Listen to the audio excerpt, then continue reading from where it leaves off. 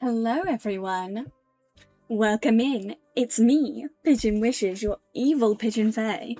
And today, we're playing a game called Schrödingers Call. How's everyone doing? I am hoping this heatwave dies soon. Why grey? You'll see why. You'll see why I have filters on. You'll see why I look like I've been drawn with pencil in a second. You'll see. It's a special secret that will help us later. Yeah, I'm grey now. Fucking Helmort, way to brag at the rest of us. We're all boiling. And it's another Pidgey art style game, yeah. Maybe it's another Pigeon found a cool art style game. Maybe it's another I found a cool art style game, maybe. Welcome in everyone anyway. Yeah, bragging. I'm fucking dying over here of heat stroke. I'm not. I'm fine. But yes, anyway, saying hello to everyone. Hi Himbo, hi Juby, hi Boom, hi Mort, hi Shady. It's so hot. It's so hot. I am melting. Himbo, you get the fact I chat to you every day in DMs. That's what you get for being first. That's your reward. Is the fact that I chat to you every day.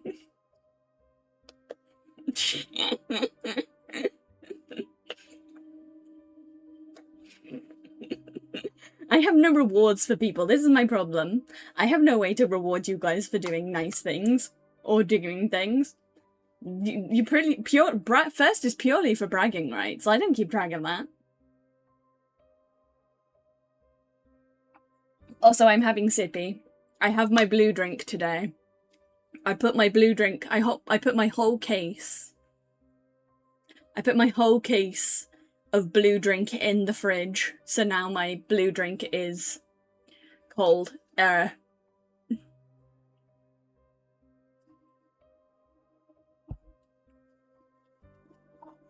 Num num num num num. God, I forgot how good the blue drink is. I got tired of it for a little bit, so I've got about half a case of blue drink left. Alright, so, anyway, what this game is. Today's game is weirdly another game about death. Fuck. I completely forgot the broken stream yesterday would have fucked things over. A pain in the ass. Damn. Sorry, Mort. I wish that if the stream was like less than 5 minutes long, it shouldn't count. That's my hot take for Twitch. If the stream is literally less than like 5 minutes long before it crashes, it shouldn't count.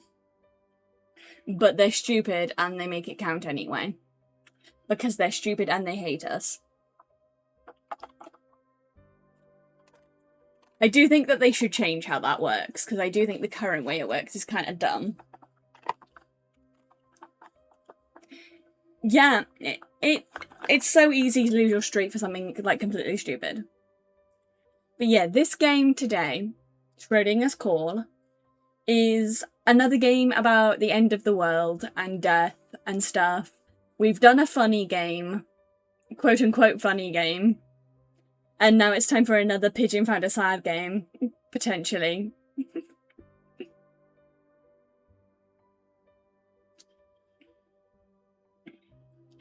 Huh. I wonder how it works then, Mura, because... Huh. Literally, how does that work then?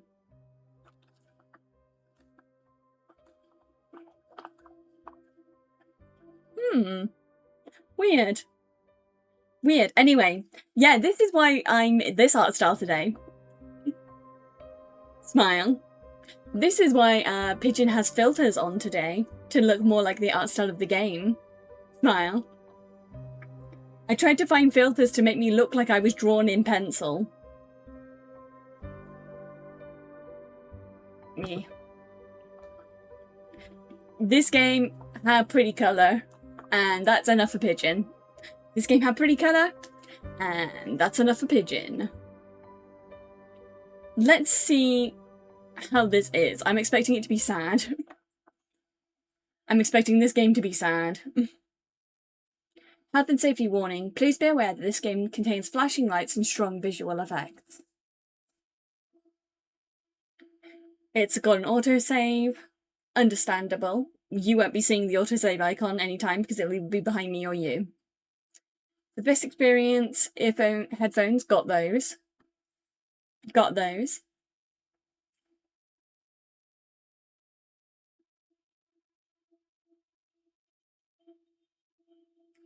Yeah, trouble is, at the moment, because it's been so hot in the UK compared to normal, I've not got really much to, like, chat about, because I've just been, like, lying on the floor in my front room. So it's hard to have interesting things to talk about when you've spent the past week lying on your floor.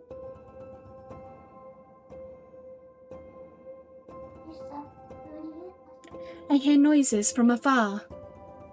Oh, just turn my wings off.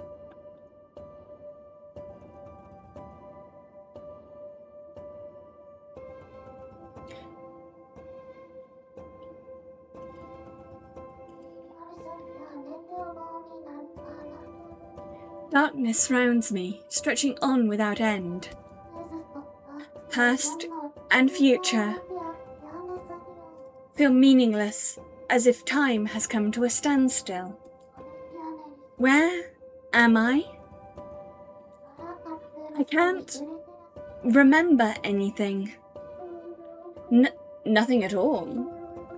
But of course, that's because you've lost all your memories. Who? Did someone speak to me just now? Good to know your ears are working properly. You'll need them for the spirits who wish to talk to you, waiting on the phone. After all, you are the world's last confidant. That's why you must speak with them and save their souls. What are you talking about?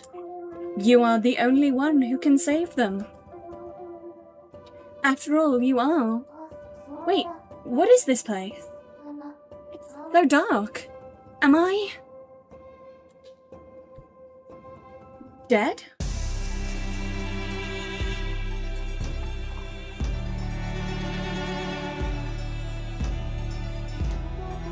Am I already dead?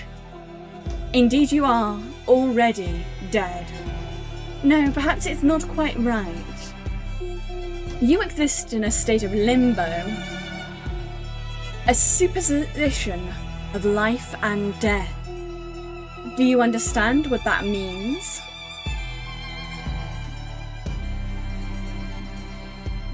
No. Not a clue. Well, I expected as much. You needn't force yourself now. It's only natural your mind would be hazy right now. Just remember, you have but one duty. Save the spirits stranded in limbo via phone. Now go forth and save those in need. Who are you? I told you, this is a Pigeon classic. This is a Pigeon classic. Beautiful art style game. I told you guys, this is a Pigeon classic. Beautiful, beautiful game. I knew you guys would freak out when you saw the art style.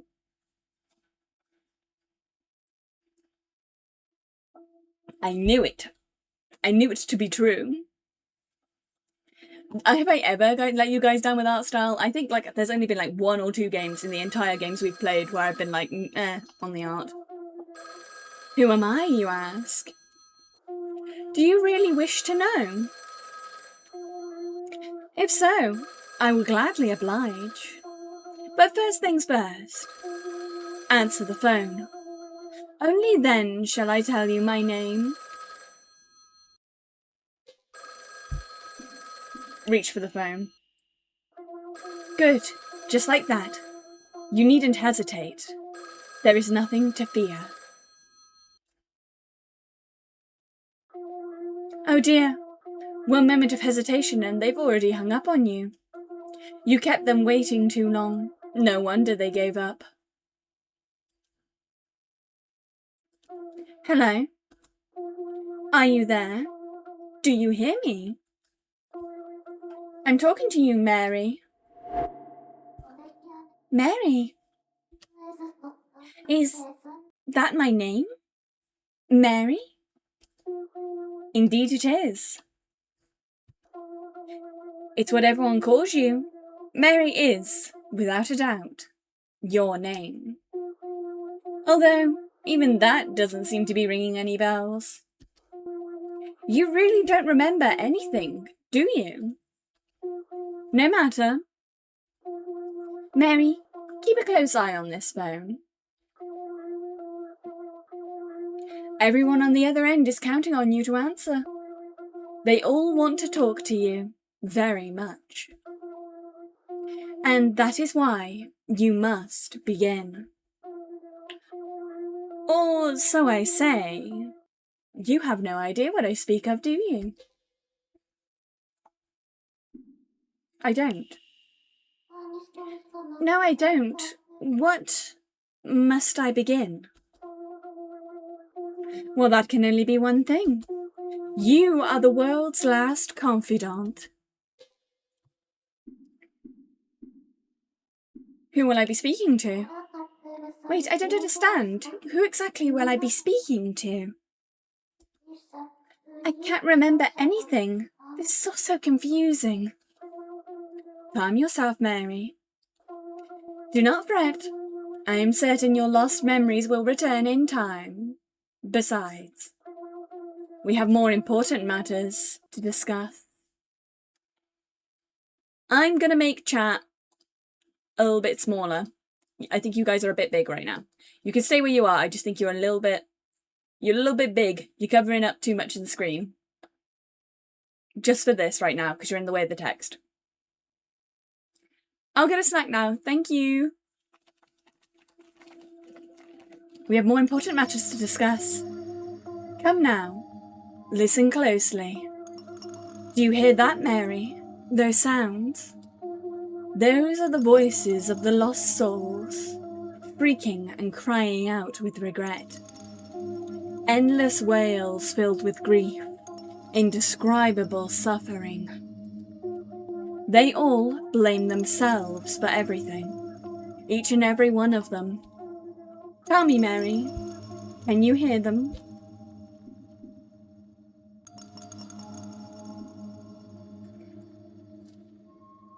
I think I hear something.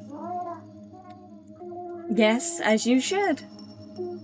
Those voices are saying, we don't want to die. We still have so much to live for. We must live on. They have yet to acknowledge the apocalypse and are suffering because of it. The apocalypse? Wait, the apocalypse? Indeed. There was an apocalypse. No, perhaps I should say there will be an apocalypse. There's going to be an apocalypse? When? In 21 nanoseconds. Yes, everyone will die in 21 nanoseconds. Or you could say they are still alive for 21 more nanoseconds. Mary, can you comprehend how long 21 nanoseconds is? Or rather, how short? A nanosecond is a mere 1 billionth of a second. It's so short that you don't even have time to think of your loved ones before you perish. This world can no longer be described as either dead or alive, only both. A world trapped between two concepts, where its people can neither reunite with their loved ones in life, nor be grieved by their loved ones in death. I'm sorry, I really don't follow. What in the world happened? And why am I here? What happened to me? Mary, it's only natural that you cannot grasp the full picture at this point. We must first restore your memories, and those of the world, one step at a time. And for your first step, why not begin by answering the phone? What's the point of that? I'll say it once more. You are the world's last confidant. But what does that even... Now pick up the phone and place it to your ear.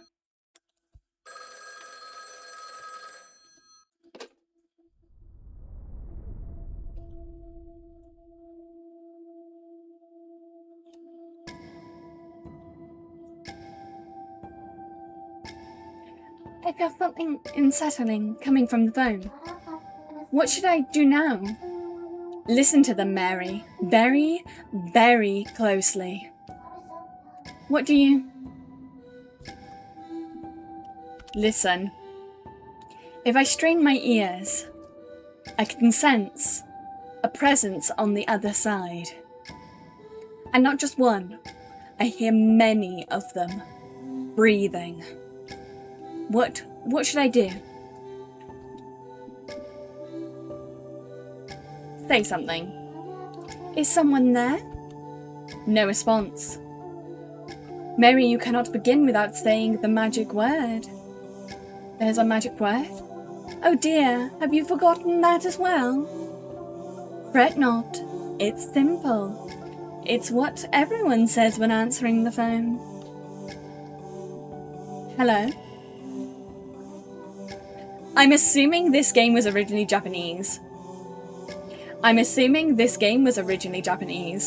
that they're that would be mushy mush or mushy mush.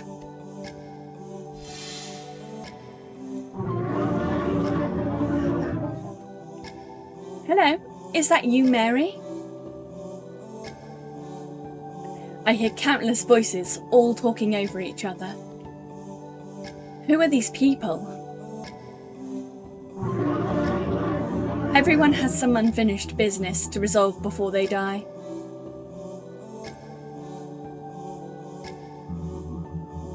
And now, we've finally gotten through to someone who can help. To you.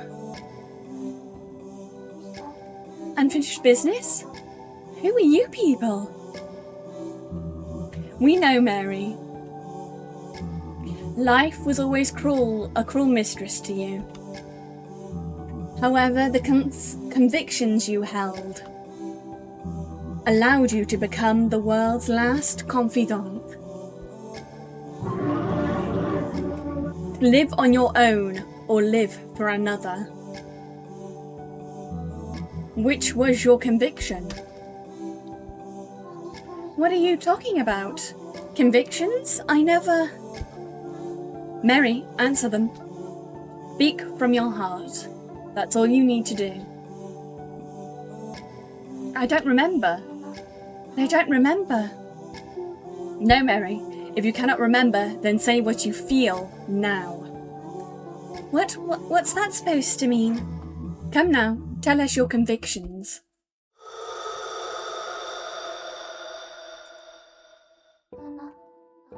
My convictions?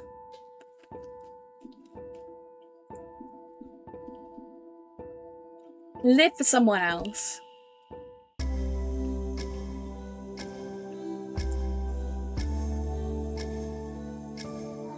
I think it was, I want to live for someone else. I want to live for someone else. The voices, they're getting clearer. The spirits are converging into one. They are transforming into someone who shares your grief. My grief? Speak to the clearest voice, Mary. I'm assuming this has multiple endings, yeah. If there's choices, there's probably more endings. I'm changed to match the art style of the game, as I am wont to do occasionally. Of course. I thought I want to live for someone else, too. But then, why didn't I save her?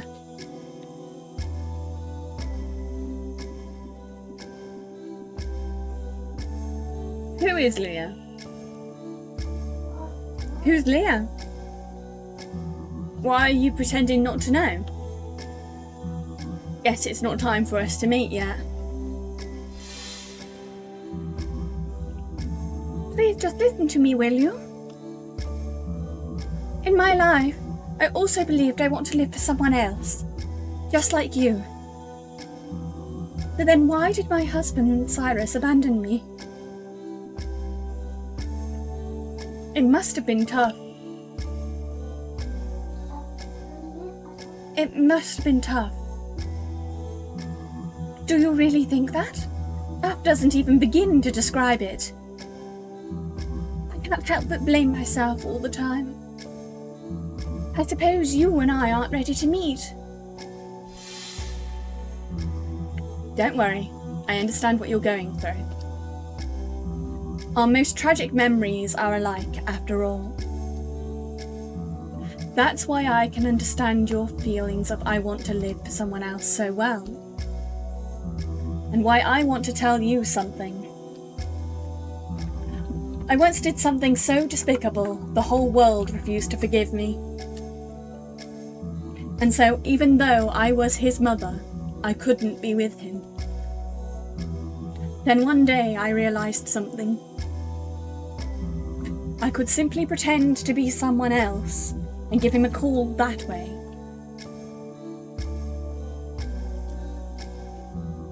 I made up my mind then to no longer wish to live for someone else. So yes, Mary, our most tragic memories are alike. They are? Yes, our memories of family. My saddest memories are of my family. So it must mean that your saddest memories are also of your family, right? My family, I'm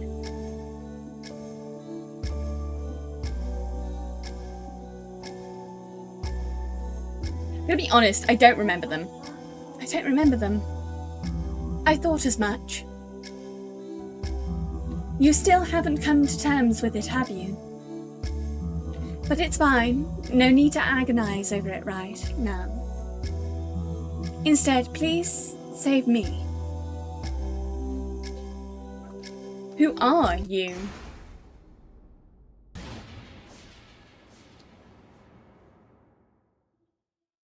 So do you still want to be called Jake, or do you want to be called Raph now? Yeah. That's a good question, Mom. My name is Lucy. You and I share the same grief. Specifically, the feeling of I want to live for someone else, as you said. Telephone 1336, Lucy.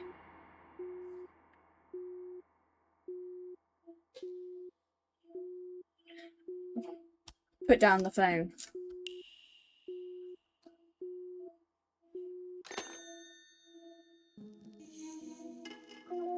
Well then, Mary. What was that all about? Who was that? I'll explain that later. You should take a seat first. Come, there's a chair for you right here. What? Have you not noticed? You've been standing the entire time. Your legs must be sore. Have a seat.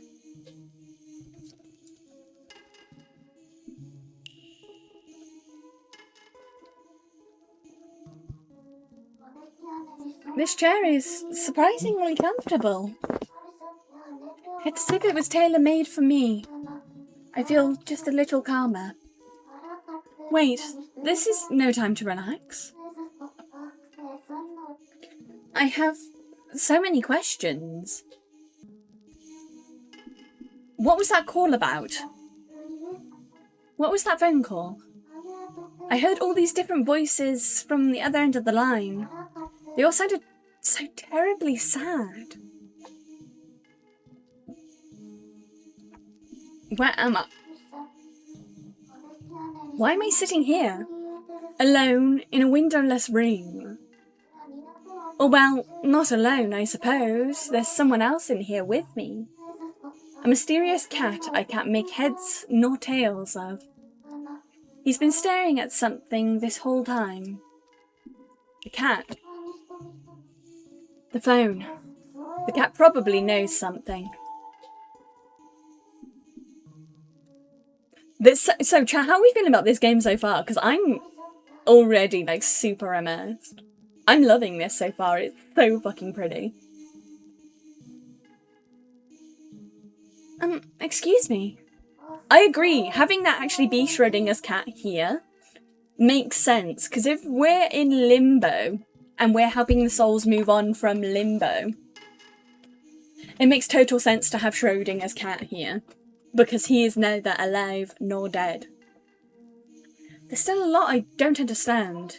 Hey, are you listening to me? Am I listening without listening? That's the sort of creature I am.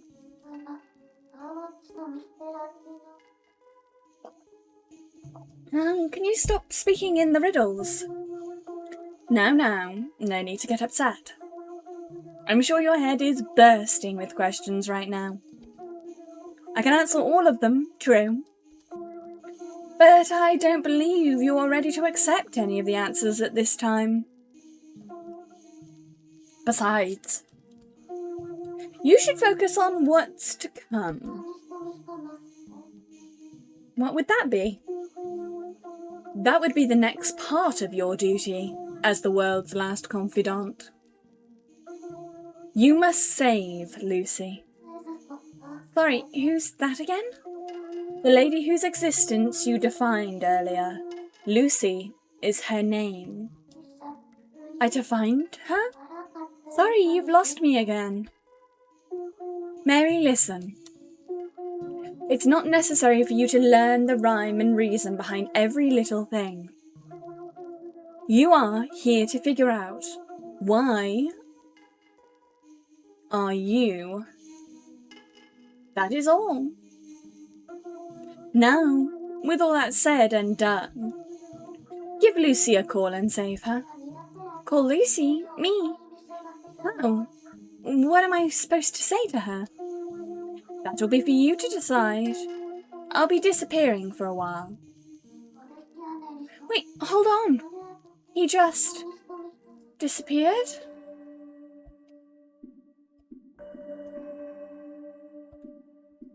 Who's Lucy? The cat told me to give her a call and save her somehow. Can I actually get through to her? With this phone? Lucy's number. It feels almost familiar somehow. And the phone? This phone on the desk. I used it to talk to a crowd of strangers earlier. They sounded like they were in such agony, and they kept hounding me for an answer. To live on your own, or to live for another. Which was your conviction? What did I say again? I live for someone else. Right, that's what I said. I want to live for someone else. Then one of the voices became much clearer, a woman's voice. I think she was the one who asked me to save her. So that was Lucy. Huh? Oh, what's this? It's a notebook. Where did it come from?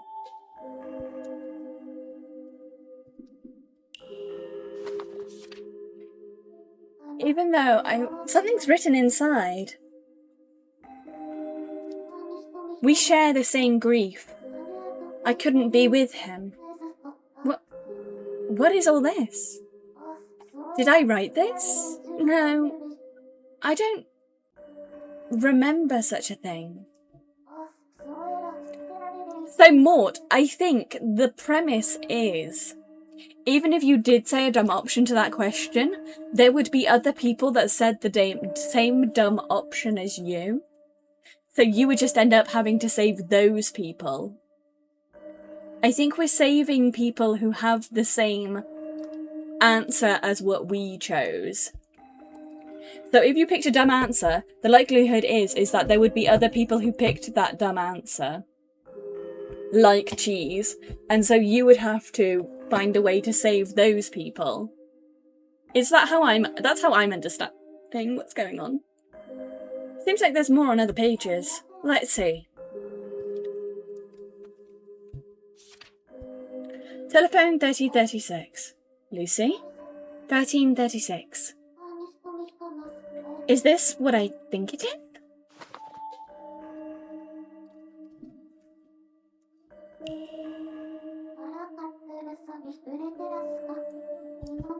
So I have to call Lucy. I don't like the sound of that, but if I must. Let's see. What was her number again? I should check my notebook.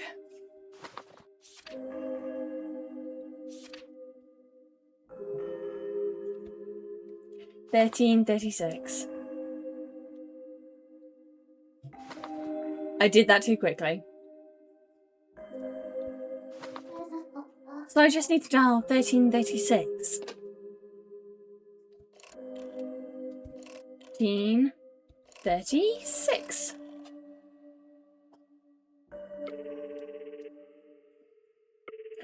Okay, so how are we going to save people?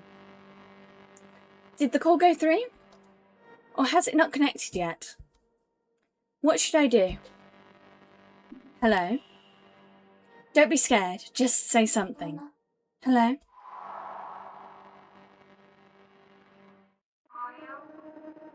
Hello?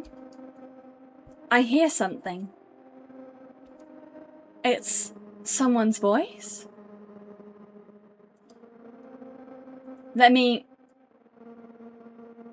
might shift myself over here. Chat, sorry, but I might shift myself over here.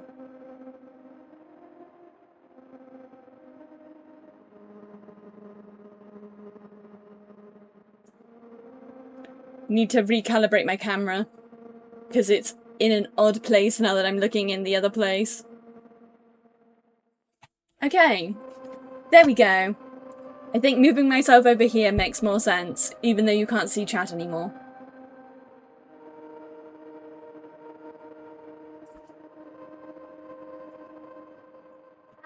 Hello.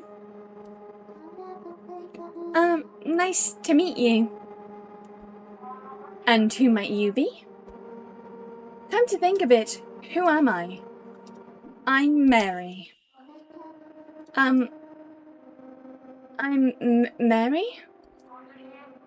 Yes, your name is Mary. Is it though? I'm not really sure myself. I'm Mary. Yes, Mary. I've been waiting for you to call. So long. And now you're finally here. I'm glad I didn't give up. I waited and waited this whole time. I had faith you would call me eventually. She was waiting all this time for me to call? Is she Lucy? I know you. You must be Lucy then. That's right. You have no idea how happy I am to hear you say my name. Say Mary. You're our world's last confidant, right? What do I say? What does being the world's last confidant even mean? What am I supposed to do here? Mary, I wish to speak to you. Come on, let's have a chat. Okay. What should I talk to her about? About you. Are we in the same boat? Is Lucy suffering from amnesia too? Lucy, do you not remember anything either? Is there anything you can remember? A few things, but there's also a lot that I can't. Then, could you tell me everything you do? Of course. When I woke up, I was in this dark, dark world. I was so disoriented I couldn't tell left from right or up from down, or even whether I was dead or alive. And then, suddenly, there was a phone in front of me. Before I knew it, I'd already picked it up, and I heard a girl. What did she say? Oh, right, it was... Who are you?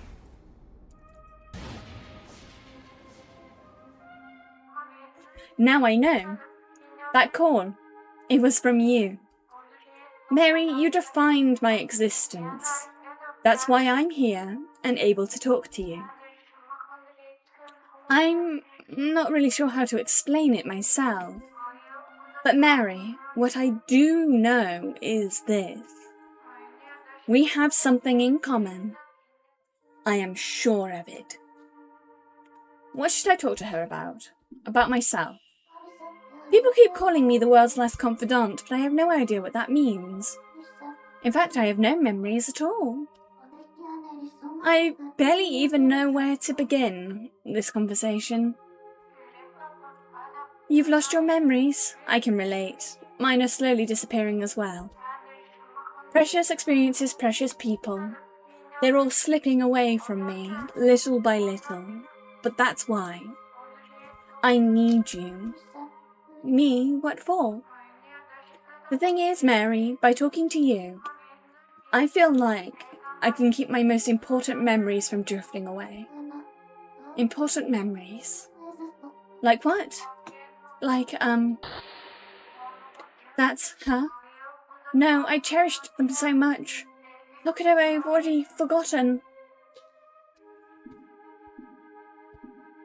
I'll wait for you to remember. I'll stay with you until you remember. Thank you, Mary. If you wouldn't mind, could you tell me about yourself, Mary? What should I talk to her about? I'll think for a while. Oh, I know, what Lucy said earlier. What we have, something in common. I think the notebook mentioned something like that too. Maybe I should check the notebook? What Lucy and I have in common. We have the same grief. The same grief.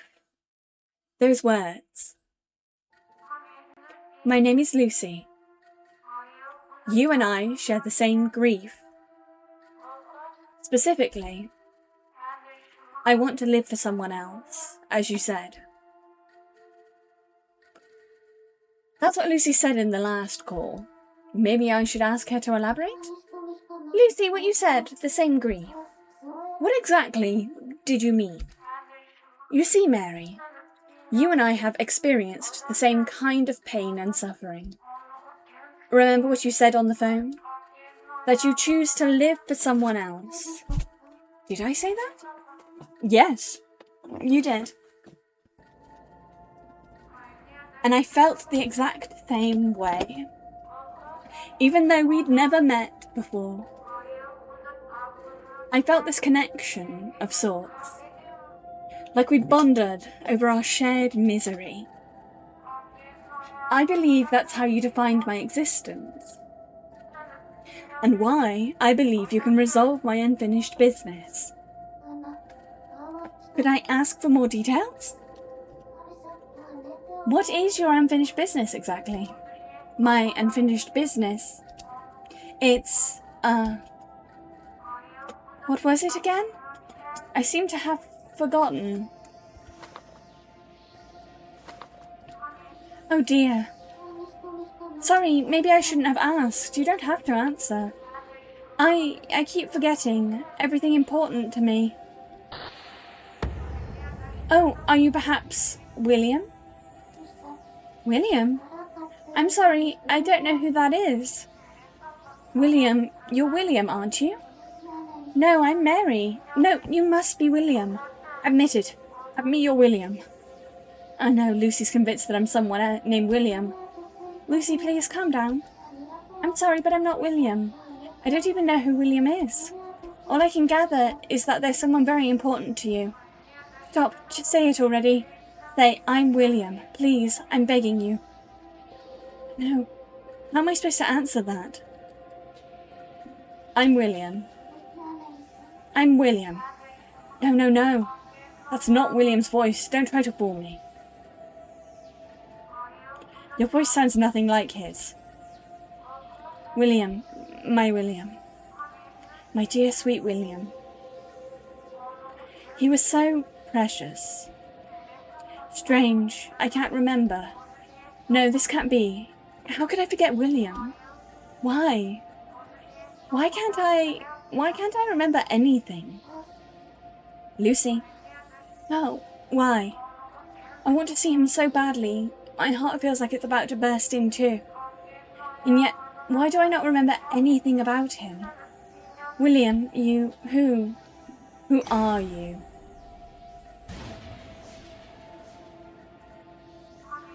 Mary, please, tell me. Who's William? Calm down, Lucy. What do I do? I think William is Lucy's friend, son? No, father, maybe? Wait, the notebook might have the answer. I think William is Lucy's son.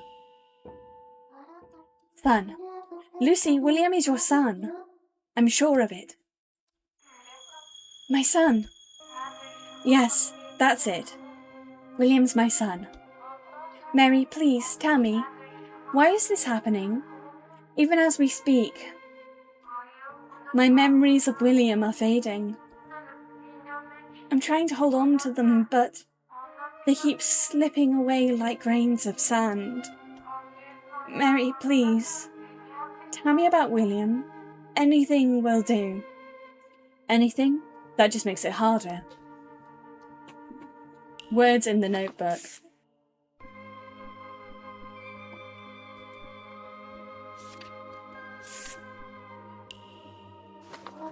Say, I'm Lucy. In our last call you said, even though I was his mother, I couldn't be with him.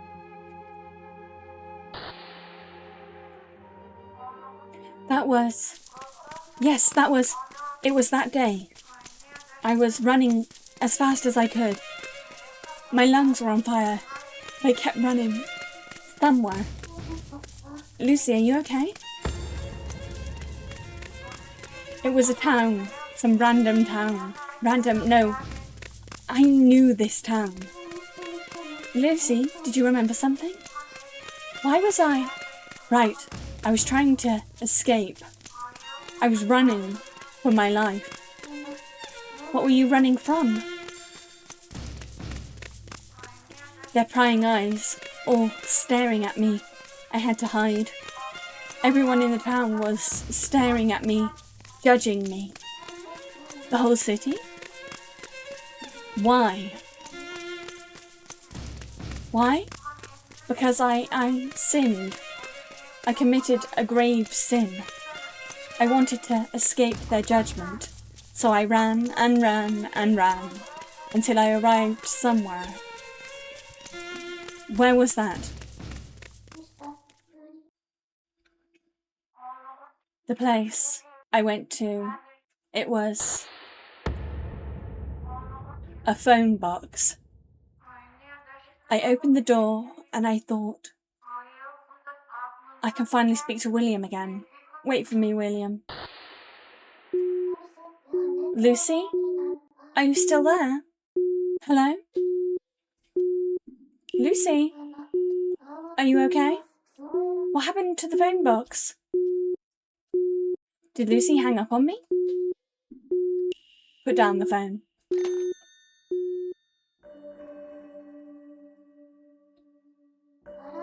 The call cut out. It's just one thing after another, and I can't wrap my head around any of this. About the last call. That call. What was all that about? Who is Lucy, really? Was she someone I knew and just forgot? Can't tell. All I can say for sure is she had a son named William, who she really wanted to speak to. And apparently she tried to call him from a phone box somewhere in town. Did she ever manage to speak to him? I have no idea.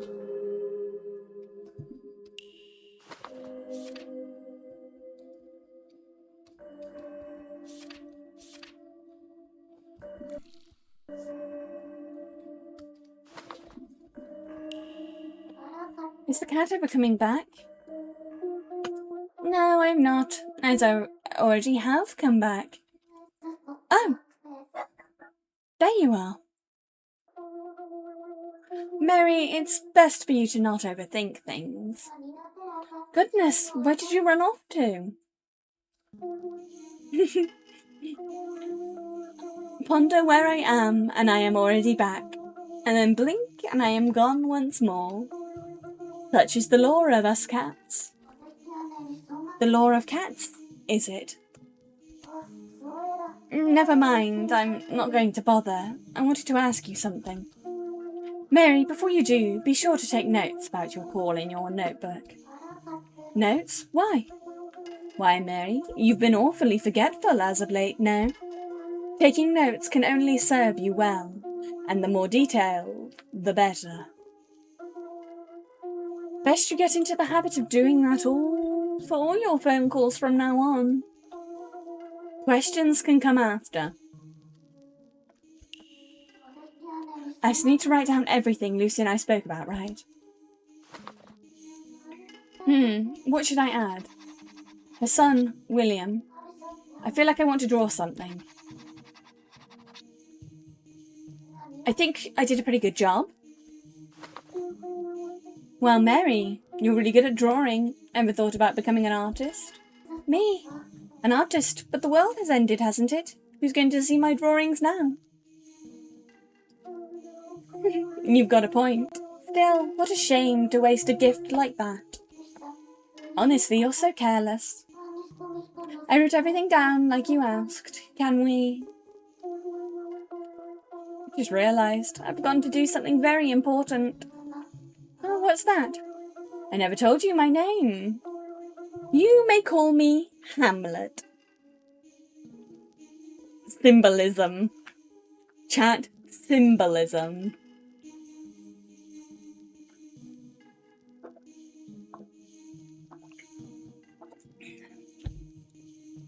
If anyone knows the Shakespearean play Hamlet, this is interesting. Okay. So we have Mary, which is a good main character name, because obviously a reference for a character who's dealing with the afterlife, as obviously it references the Mother Mary. We have a woman called Lucy, who is a deer, anthropomorphic deer, who has a son called William. The end of the world has occurred and we are trapped in a room with a cat named Hamlet.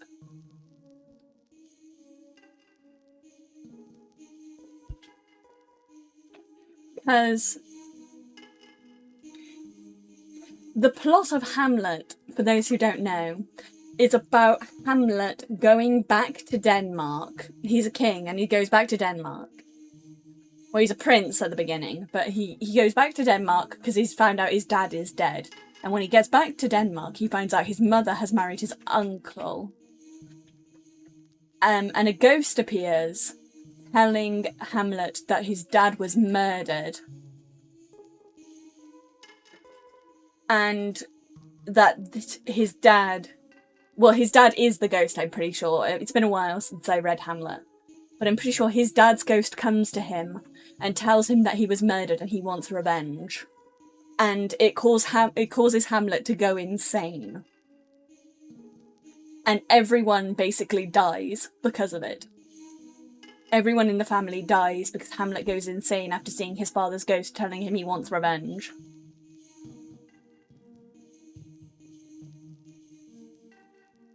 Because this This is also where that really famous thing that gets quoted in every fucking movie, well, not every movie, in a lot of movies, where the person holds the skull and they're like, "Alas, poor Yorick, I knew him well, Horatio." Because Horatio is Hamlet's best friend, who's there with him, and Yorick is one of the people that dies.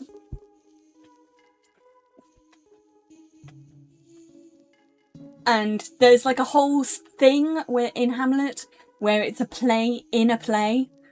But for like part of it when it's performed, it's a play. There's a play that occurs in the play. A very Phantom of the Opera, the fourth wall kind of thing happening with it. It's interesting. Yeah.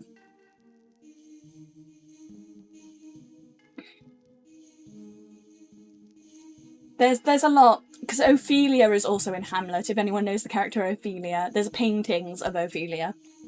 She's from Hamlet. I wonder what the symbolism here with Hamlet and the cat is going to be, though. One who has pondered for eons the dilemma whether humanity deserves life or death. A pleasure to meet you. Now write that down. Fine, I'll add it to the notebook. You may call me Hamlet. Alright, so your name is Hamlet. Correct, although I feel it to be a tad lacking. Eureka! My full name is Toby Nottaboy Hamlet. Thoughts? A dashing name, is it not? Yes, dashing. Sure. Toby Nottaboy Hamlet. Got it. For Hamlet, there's a lot I want to ask you. First, what happened to Lucy earlier? Ah, yes. Allow me to explain. Oh, but first, answer the phone, Mary. Lucy's unfinished call, that is, the final call of her life, will soon begin. The final call of her life? Should I really answer it? Indeed.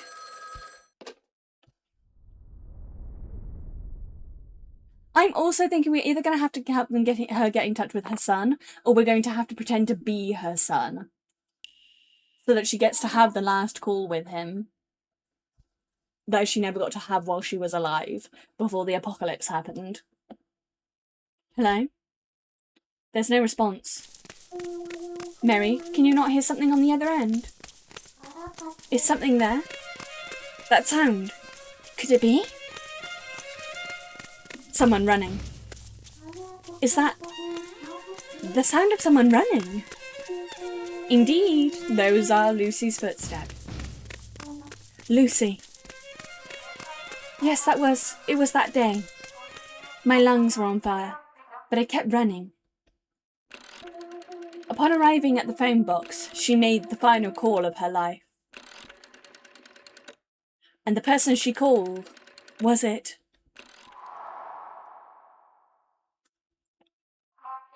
Hello, William, is that you? You're William, right? No, I'm Mary. I'm William. William, that's me, but who are you, miss? You're a stranger, aren't you? Papa's not going to like this. He keeps telling me, never give strangers your name. Don't worry, I won't tell him. Really? Oh, okay, can I hang up then? Wait, I can't talk to you. Papa's gonna scold me. Don't hang up. I won't hang up. I'm hanging up. Wait. What's going on? I'm trying to speak, but the words won't come out. Mary, calm down. This is a recreation of a past call. What you are currently listening to is the final call between Lucy and William. Does that mean Indeed, there is only one thing you can do. Listen to the conversation from William's side, in silence. I can only listen? William, wait.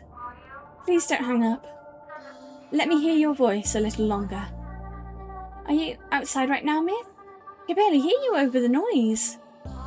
Yes, I'm calling you from a phone box. A phone box? Why? Miss, who are you? I'm Aunt Kathy. Don't you remember? It's me, Aunt Kathy. Oh, Aunt Kathy. You know, Lucy's friend, Kathy. Oh, Aunt Kathy. You're the lady who always gave us apples. Yes, you remember me. Good boy. Did you need something, Aunt Kathy? I was asked to leave a message from your mama, Lucy. From Mama? What is it? Lucy wanted me to tell you something. Mama? What would Mama ever want to say to me? William, listen. Lucy finally got out of prison today. She asked me to pass on the good news. That she's finally out of prison. Lucy, your Mama, she really wanted you to know. Huh? Aren't you happy? Don't you want to see her? Papa told me your mother never wants to see you again. Because she's too poor to raise you, he said. Mama abandoned me. William, that's not true. Lucy wanted to see you again so much. That's what kept her going the whole time she was locked up. Don't believe your papa, believe me.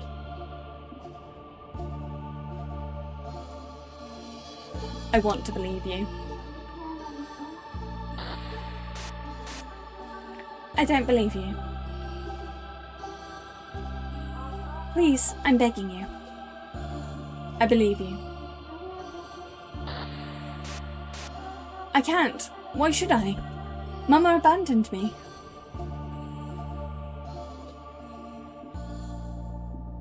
No, Lucy wanted to be with you all along. Mary, it's futile. You cannot answer on William's behalf. The past cannot be changed. All you can do is quietly listen and imagine what happened between them. Mama hates me. Papa said so. So you choose him over me. William, please. Once, just once. I want you to call me what you used to. Your papa's not the only one who loves you. So please, just once, if you could call me your... Please call me. Mama? Wait, Auntie, do you see that? The moon is falling. The moon?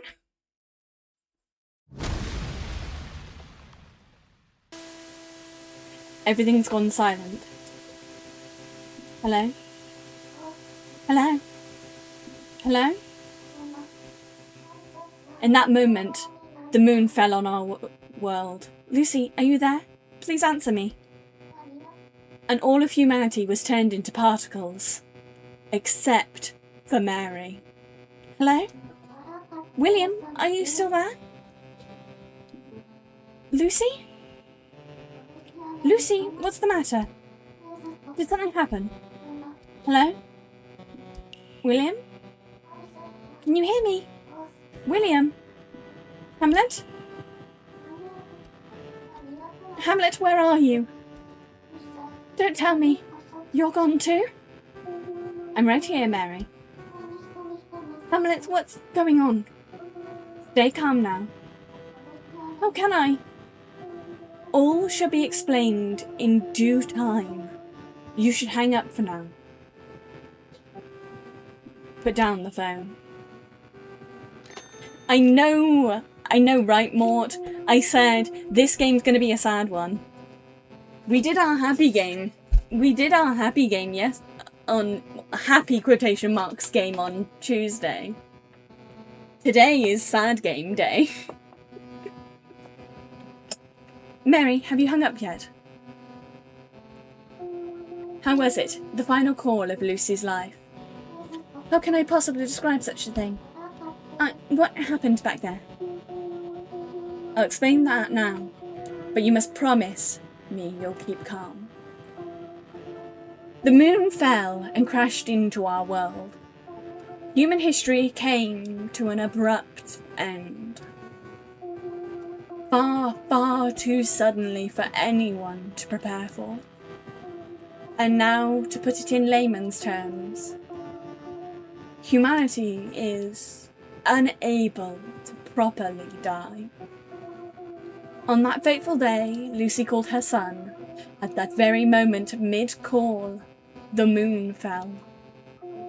And thus Lucy and William's phone call was left unfinished. Such instances are fittingly named unfinished calls. No, doesn't that have a nice ring to it? An unfinished call. Why did the moon fall? The world reached the end of its lifespan.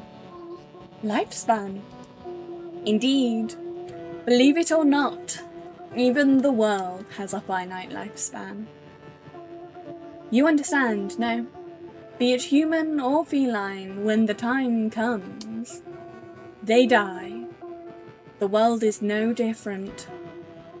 It had reached its time, thus it ended. Nothing more. Simple as that.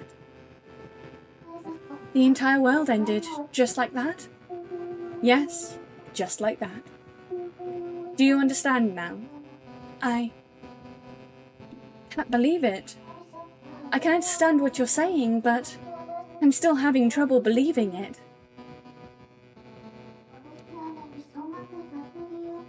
I'll have a sippy and a snack now. Thank you, Raph.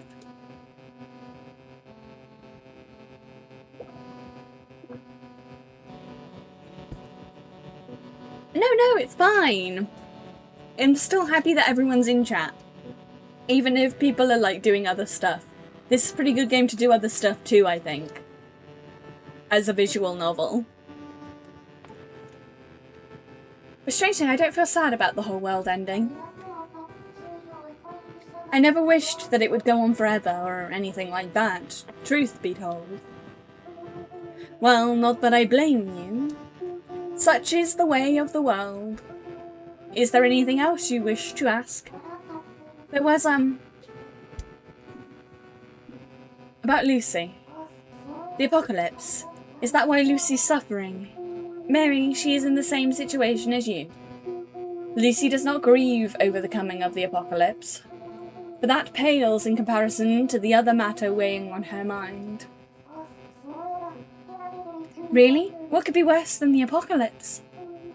Lucy's grief stems wholly from her son, William. The end of the world matters not to her. Everything is about her son, William? Indeed.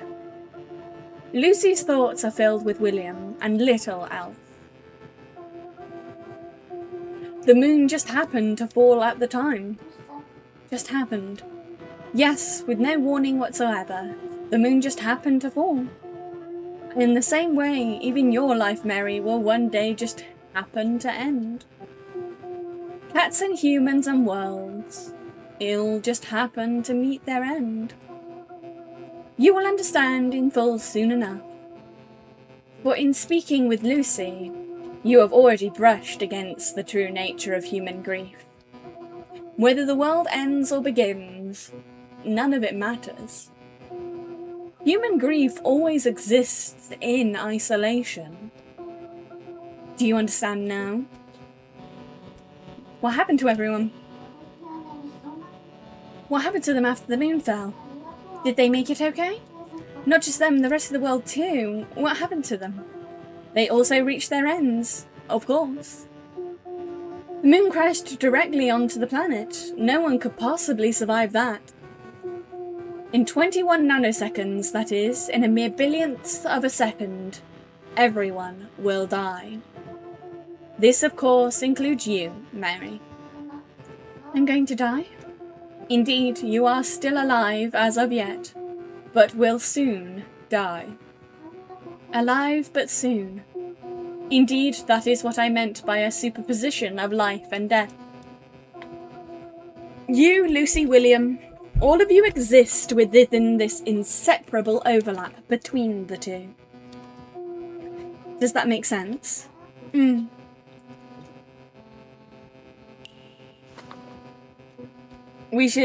want to look at the notebook. What happens next? What's going to happen to me? You will be continuing your duty, which is to stay in this room and continue answering the phone, just as you did with Lucy, and you will greet the spirits with unfinished business, and continue to speak with them, that is all. I have to keep doing this? Needless to say, after all, you are the world's last confidant. Why? What for? Why not? What not for? There is neither reason nor goal in this.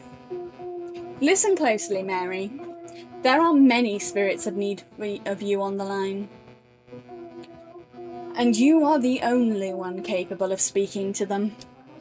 You say that, but I didn't sign up for this. I didn't even come here of my own free will. So you choose to idle away in your seat, ignoring the phone as it rings without end. Well, that is also a valid option. What do you want from me? As I've been saying, keep answering the phone. Keep being the world's last confidant. Appears I've spoken for too long. I shall be taking my leave now. Be sure to give Lucy a call. No, please, I still have more questions. How long will I have to do this confidant thing for? That would be until your memories return. Hamlet? Wait! He's gone. I need to keep doing this until my memories come back? My memories, when will they return? Yeah, Mort, from what I'm understanding. Mary was plucked from the world 21 nanoseconds before the moon hits the world and causes everyone on the planet to die. And so she is acting as the final Grim Reaper. In a sense. She is there to act basically as a confessional. Just to listen to everyone before it all ends. She doesn't remember anything about her life, I'm assuming on purpose, so that she can be unbiased. As she can be. In her helping other people, whether they're good or bad people, to pass on to the afterlife. Because basically what the cat said earlier is, because everyone died at the same fraction of a second, there was nobody to mourn anyone. So everyone is stuck in limbo because there was nobody to help each other pass on. Basically, limbo got flooded with every human being in existence all at once. And there was nobody to mourn anybody, so no unfinished business is ever going to get finished. Unless Mary, who was taken 21 nanoseconds before the death of humanity, can sit there and help them solve their unfinished business through the phone. And I think that is the gist of it. We are here to help people move on because there is literally no other way they can move on. Do I do what that cat, what Hamlet said, call Lucy? Truth be told, I want to speak to her. Her unfinished call, was it? It was heartbreaking. But still, even if I did call her, what would I say? I need some time to think this over.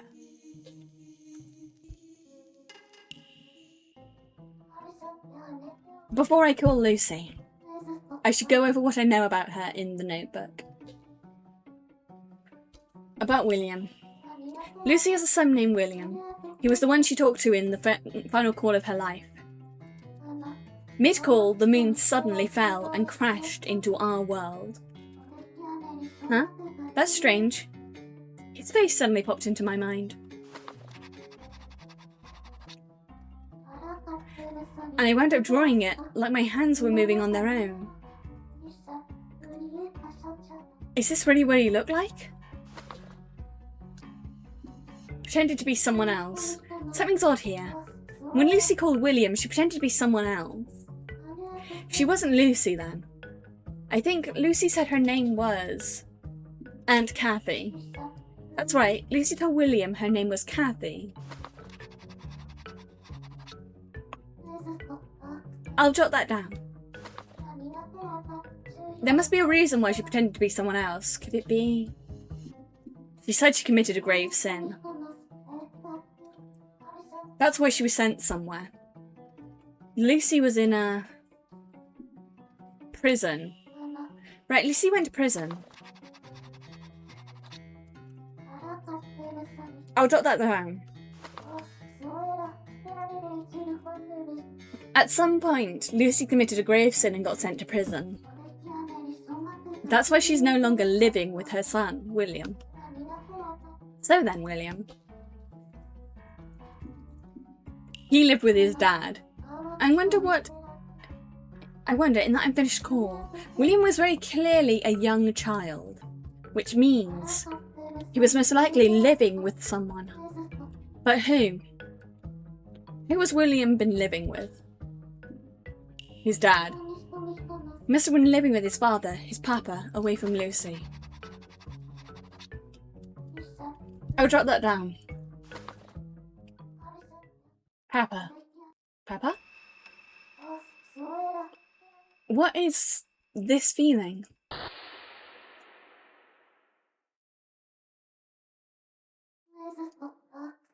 Saying Papa makes my heart ache. Is someone calling me? Could it be?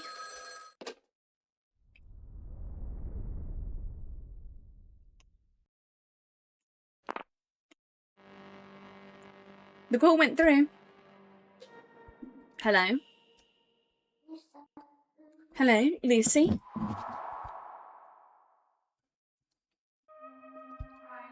Say, Mary. You're our world's last confidant, right? There's so much I want to tell you. Will you listen? Please, Mary, I beg you. Are you sure you're fine with someone like me? Yes, of course. Okay, if that's what you wish, then I can try. Thank you so much, Mary. You're too kind. I'm not sure how much help I'll be, though. My mind is...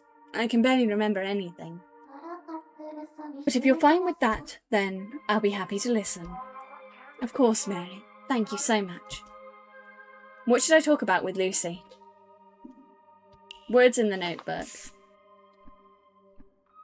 Why did you go to prison? Sorry if this is an uncomfortable question, but did you go to prison, Lucy? Prison? Yes, I went to prison. That's why I couldn't be with my little William. If I may ask, what were you in for? I'm not sure. What did I do again? I don't remember what I was sentenced for. I assume I must have committed a grave sin. But what was it? I can't remember. It's fine. We'll talk about other things.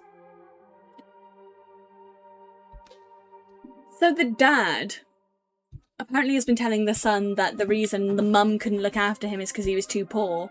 Did she maybe get done for child neglect? Did she maybe get done for child neglect because the dad got... Because it sounds like he wasn't living, that her and the dad weren't together before. Yeah, my guess is that she actually hasn't done anything wrong. And she got sent to prison for child neglect because she had no money with which to feed her and her son. It could be stealing, it could also be theft.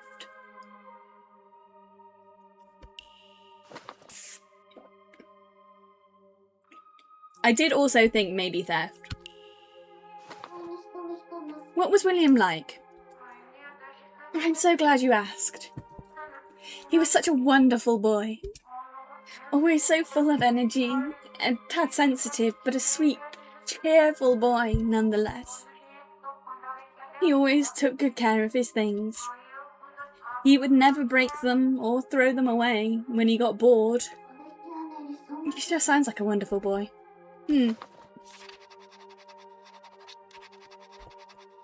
Treasures things, a sweet, cheerful boy. Okay, noted. He really was. Such a wonderful son, and so kind as well. I wanted to be with him forever, more than anything else in the world. He had a dream, you know. A dream? Yes, he wanted to be something extraordinary when he grew up. And I wanted to be there by his side as he achieved it. I should make a note of this. Okay, noted. What should I talk about with Lucy?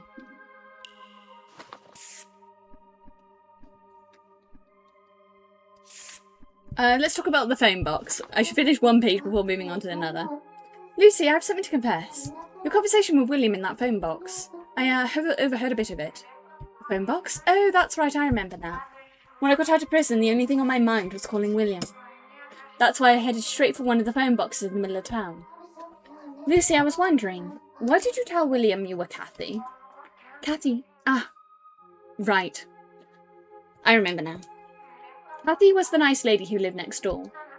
A neighbour, that's all, and I selfishly stole her name for myself. Mary, there's a good reason why I couldn't tell him who I really was. And what was that? Is it not obvious? There's only one possible reason why. Huh? Wait, what was it? Why did I? Why couldn't I tell my own son that I was his mother?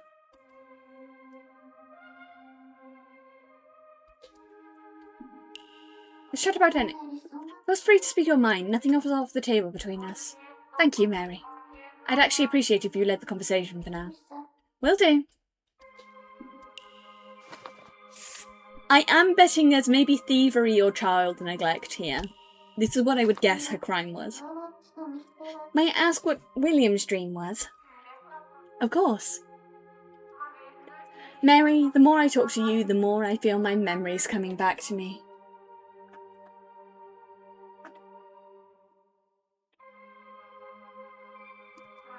William loved gazing up at the stars. Mama, look! There's so many pretty stars in the sky.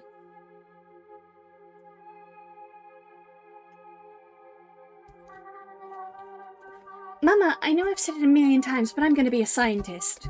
And I'm going to make an amazing plane that flies all the way to those stars. Like there, I'll fly to that big red star, and I'll bring some red stardust back home. And I'll give it all to you, Mama. If you sell it to the pawn shop, you'll be rich for sure. Yeah, a scientist. I'll make you happy, Mama. Just you wait. William's dream was to be an astronomer. He really does sound like a kind boy. I should write about his dream. Yeah, they were obviously poor. Okay, noted. By the way, now that I think about it, I wonder. Mary, while I was serving my sentence, who took care of William?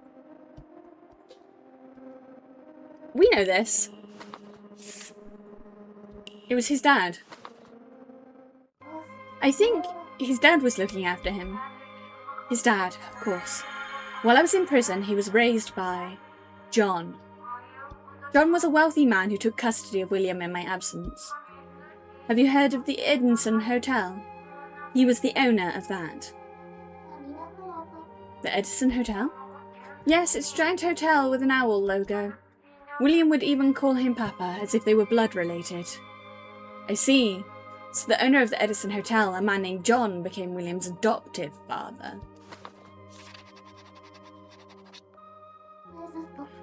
Okay, noted. Hello, Mary. Are you still there? Oh yes, I'm still here, Lucy. Sorry. I was jotting down some notes. Notes? Don't worry about it. Anyway, what was your relationship with John? I worked as a cleaner at his hotel, although it was only for a short while. I couldn't even afford food at the time, so I'd take the restaurant's leftovers and try to smuggle them out for William. But I got found out by another cleaner. John forgave me, thank goodness, but in return he asked for permission to raise William as his own. He had no children and therefore no heir to inherit the hotel. Then one day he saw me with William, who apparently caught his eye. Of course I rejected his offer with all my might. No matter how poor I was, I could never hand over my dear William. But since I was locked up after, John was allowed to take William in. Was John a bad person? I believe John was a good person. You believe? I mean, I know William adored the man enough to call him Papa. He must have treated William with kindness at the very least. That makes sense. Mary, please, I wish to speak to William again. Is there any way? I'll see what I can find.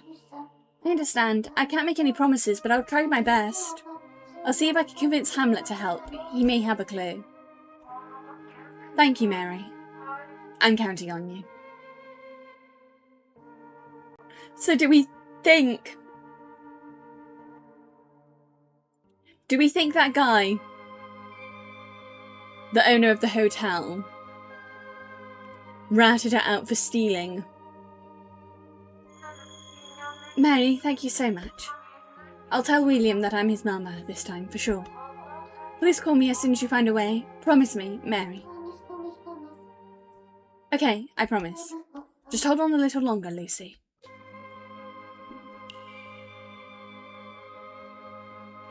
So, do we think that John maybe got Lucy arrested so that he could adopt her son? I accepted Lucy's request.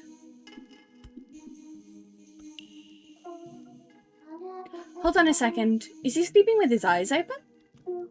Mumble, mumble. Mumble. 1 + 1 equals... 1 + 1 equals? 3. Why does 1 + 1 equal 3? Think about it. What kind of riddle is that? That is a riddle. That's an actual riddle. 1 + 1 is 3 is an actual riddle. I'm trying to remember it. I used to be really into riddles.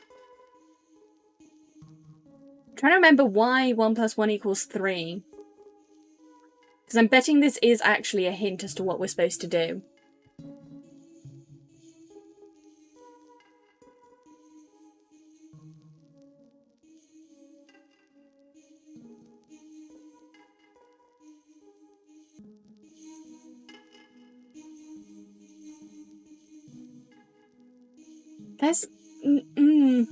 It's a philosophy question from what I remember. It's a hard philosophy question because I'm trying to remember what the context of it is. But I know I've heard 1 + 1 equals 3 before. Yeah, the shapes put together. But it's also... I remember there's one riddle where 1 + 1 equals 3 because it's two parents and it make a child. That's 1 + 1 equals 3. There's also something to do with synergy and how the parts create more than the equal of the whole.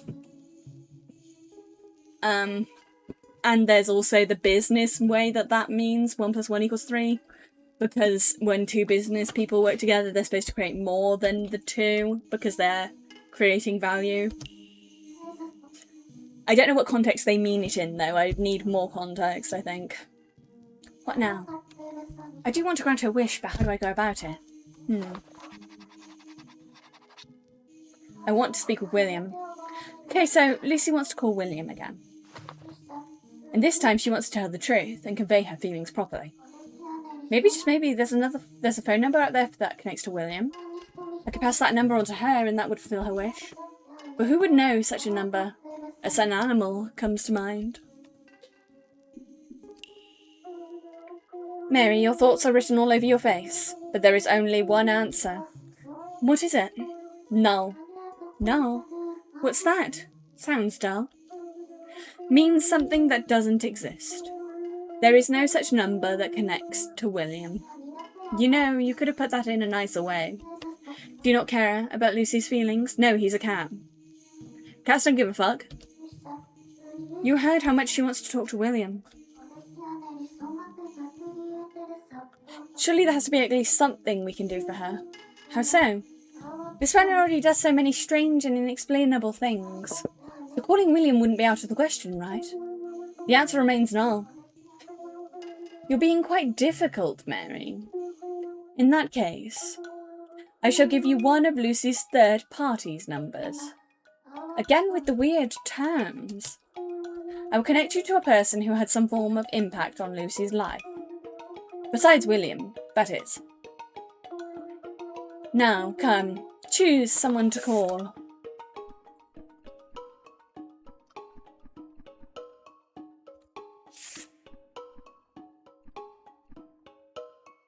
Papa? You wish to call Papa? Do you mean William's father?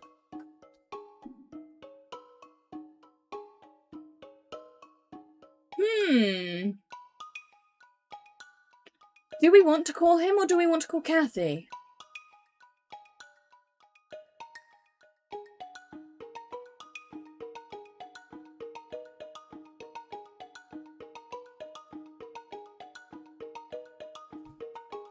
Like, who do we actually want to call?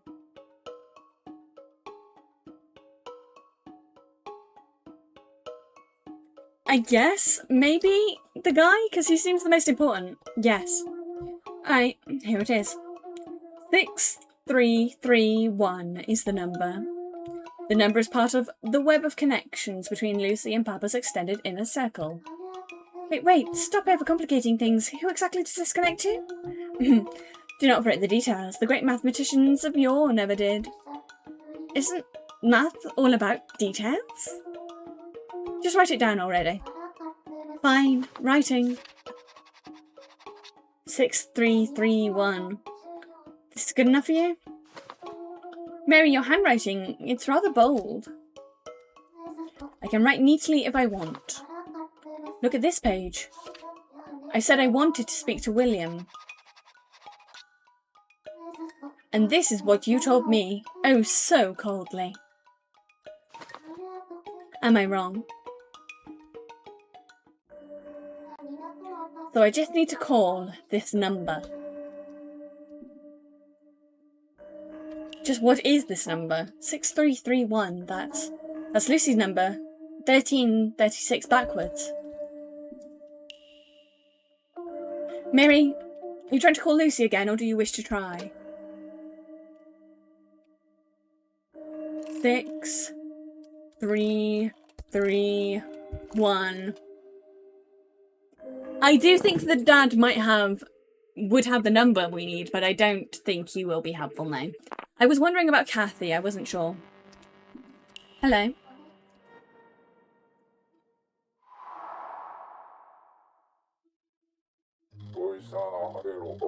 Yeah, who is this? That you, Kathy? I'm waiting for you to call for ages. Please tell me it's you, Kathy. Spit it out already. Can't afford to miss Miss Kathy's call. Words in the notebook.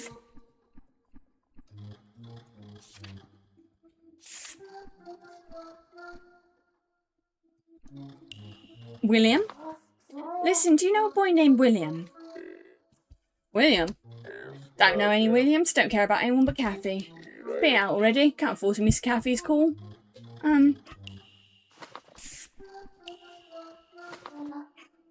Say, would you happen to be Kathy's father? Kathy was Lucy's neighbour who always brought her apples. Who the hell is that? I don't give a damn about no apple lady. Spit out already. Can't afford to miss Kathy's call. I'm Kathy. This is Kathy? Oh, Kathy, I've been waiting so long for you to call. Wait a second, you're not Kathy. You take me for a fool. Well, then who the hell are you? What do you want from me? My name is Mary. Who? I don't know any blasted Marys. Spit out already. Can't afford to miss Kathy's call. Who's Kathy? Oh, well, may I ask, who is Kathy? How do you know her? You want to know, do you? Pop in and listen up for starters. My Kathy ain't a person. She's a cat. My pet cat. What you know call for my cat, Kathy? Oh, my poor sweet little Kathy, where'd you go? Cat? Cats can make phone calls? Cats can make phone calls? Of course they can. Well, at least my Kathy can. She's a smart girl. Who cares if she's a cat? I can care. Cats can indeed make phone calls. Quiet you. Hey, what are you muttering to yourself about over there? Don't have time to be grabbing on the phone but anyone but Kathy right now. If you're hogging the line, what do you think will happen when Kathy tries to call me, eh? I'll be able to pick up. None of this nonsense. Goodbye and good riddance. No, wait. He hung up on me.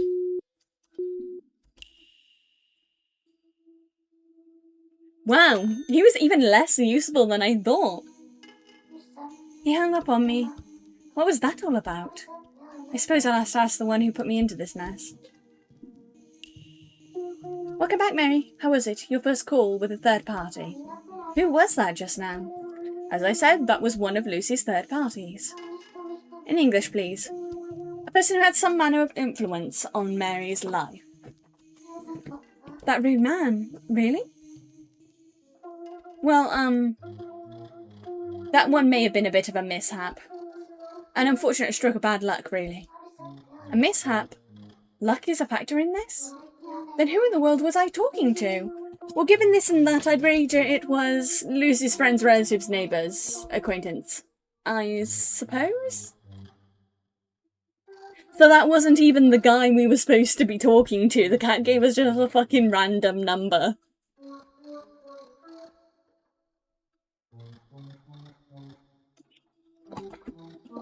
That wasn't even the guy we were supposed to be talking to. That was just a random fucking guy.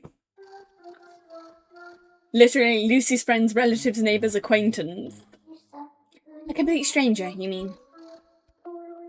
If I were to hazard a guess, the person you reached was some ambiguous blend of the concepts of cat and Kathy and Papa. No matter, you'll simply have to keep trying that number. You'll be able to get a better pinpoint the correct third party with each attempt. After all, repetition is the key to success with any experiment, no? So keep dialing that same number. Am I clear? You have to call again and again. Keep calling 6331 and I'll reach someone who has influenced Lucy's life. How many times do I need to call exactly? Remember, Mary, perseverance is key. 6331. So we've just got to keep calling the same number until we do actually end up with someone.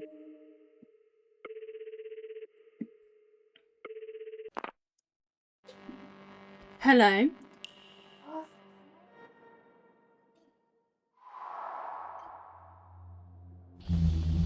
Yes? Who is it? This is... Are you Mary? The one who was...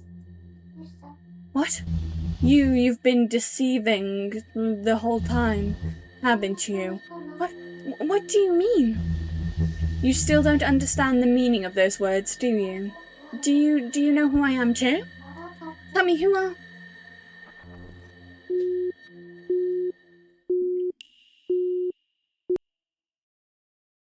Who was that? That doesn't seem like they were connected to her at all. That seemed like they were connected to us. Where did that come from? The cat is gone. They're cool right now. I wonder if Hamlet would know anything. Hamlet's gone. Who was that on the other end of that call? They knew my name, and their voice sounded familiar, but I can't remember. I'm scared. Hamlet, please tell me what's going on. Oh, now where have you gone?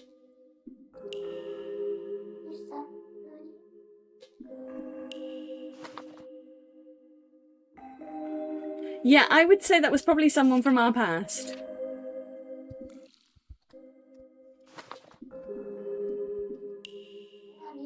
So the number 6331 will connect me to someone at random, and I have to keep trying until I get it right? So the number 6631 will connect me. I have to keep trying until I get it right.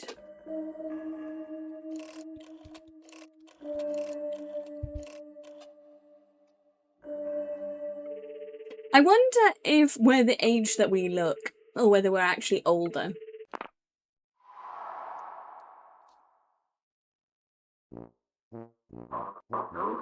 Hello, William?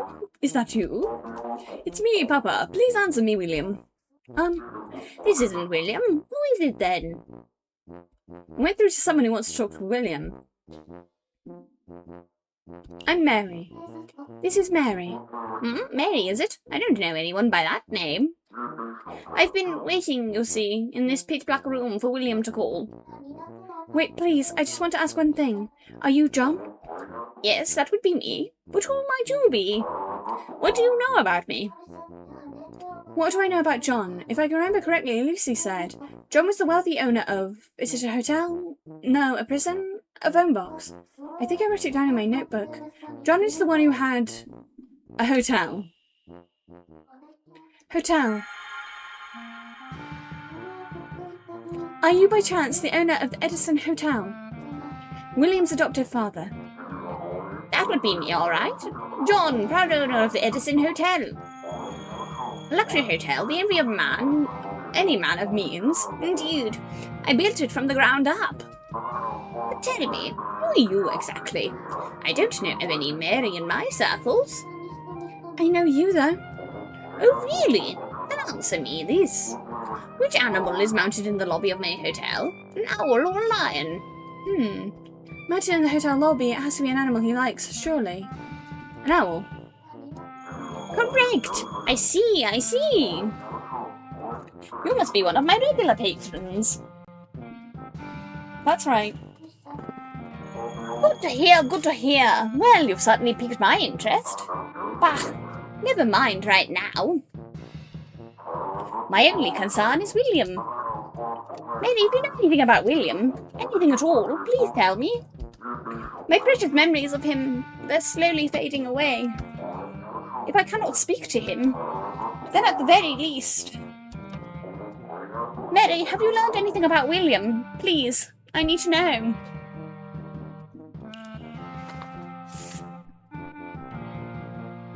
He wants to be an astronomer. William wanted to be an astronomer when he grew up, didn't he? That's right. William loved the night sky. I remember now. I wanted to do something special for him. I said I'd build him a home planetarium. Oh, you should have seen the look on his face. A home planetarium? That's right. But William wouldn't let me. He said it's too expensive to build a private planetarium, so instead we ended up poking holes in a lampshade. And we watched the lights shining through it together. Was William happy?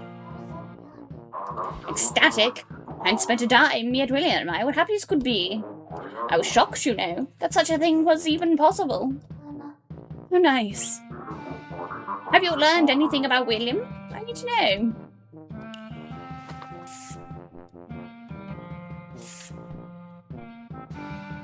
His mother. Do you know William's mother, Lucy? Lucy? Did you say Lucy? Yes. Yes, Lucy. I'm in no mood to speak of her. I see, all right. What happened between Lucy and John?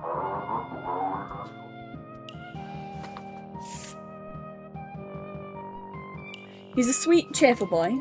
Apparently William was a sweet, cheerful boy. Yeah, that's right. He was a sweet boy indeed, always looking after others. Anytime you were feeling down, he'd trot right up to you and give you the brightest smile you'd ever seen. It wasn't just me. Everyone in the hotel adored that boy. Mary, have you learned anything else about William? He treasures things. Apparently William took very good care of his things. Now that you mention it, he did do that, didn't he? He would use up his pencils until they were this small. He says it like I can see him. Oh, that's right. Mary, speaking to you has helped me remember something. William, he loves stargazing. When I took him in, I brought his old worn-out telescope with him. He was simply enamoured with the thing, and yet there was a huge crack in the lens. Didn't think he'd get a good view of the stars like that. So I got him a fancy new telescope for his birthday. Still, he refused to let the old one go. Perhaps it was simply in his nature to cherish his belongings. Ah, yes, it's coming back to me now. I believe that telescope was a gift from someone important to him. A telescope? I should write that down. Okay, noted. Please, Mary, find out more about William.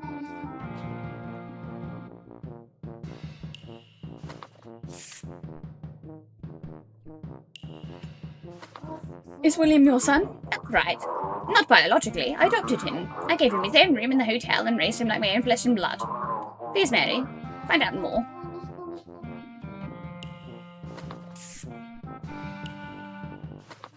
William called you his papa, didn't he? That's right. First time he called me papa. Oh, I was over the moon, I tell you. Please, Mary. I'll see what else I can find on William. I have another lead. I'll call you back. Just hold on, okay? All right, I'll be waiting.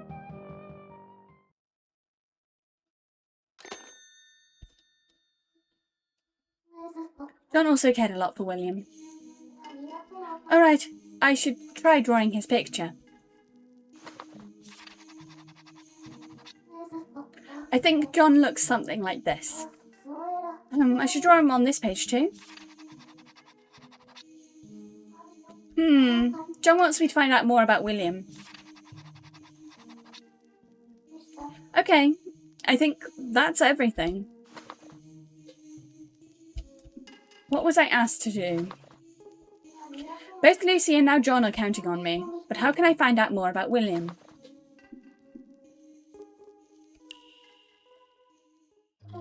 Greetings, Mary. Were you able to reach John? Hamlet, when did you get back? I'm afraid I can't help you with the reuniting William and Lucy, but I can see you're well on the way there after successfully contacting John. But there is a caveat. Lucy and John, the two of them, they cannot call each other directly. Oh, really? Yes, really. It's prohibited. Humans may no longer interact with one another. So Lucy and John can't talk to each other directly, and neither can Lucy and William. Indeed. They're isolated, cut off from one another.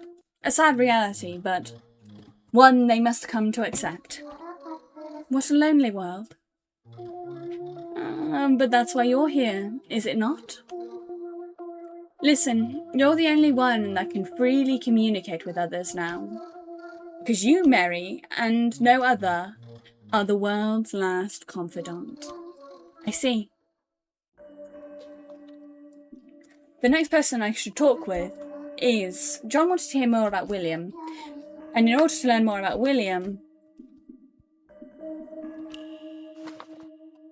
we need to talk to Mary.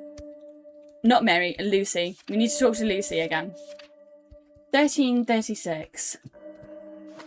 I keep going to press escape instead of Z. Mary, do you wish to call Lucy or do you wish to call John?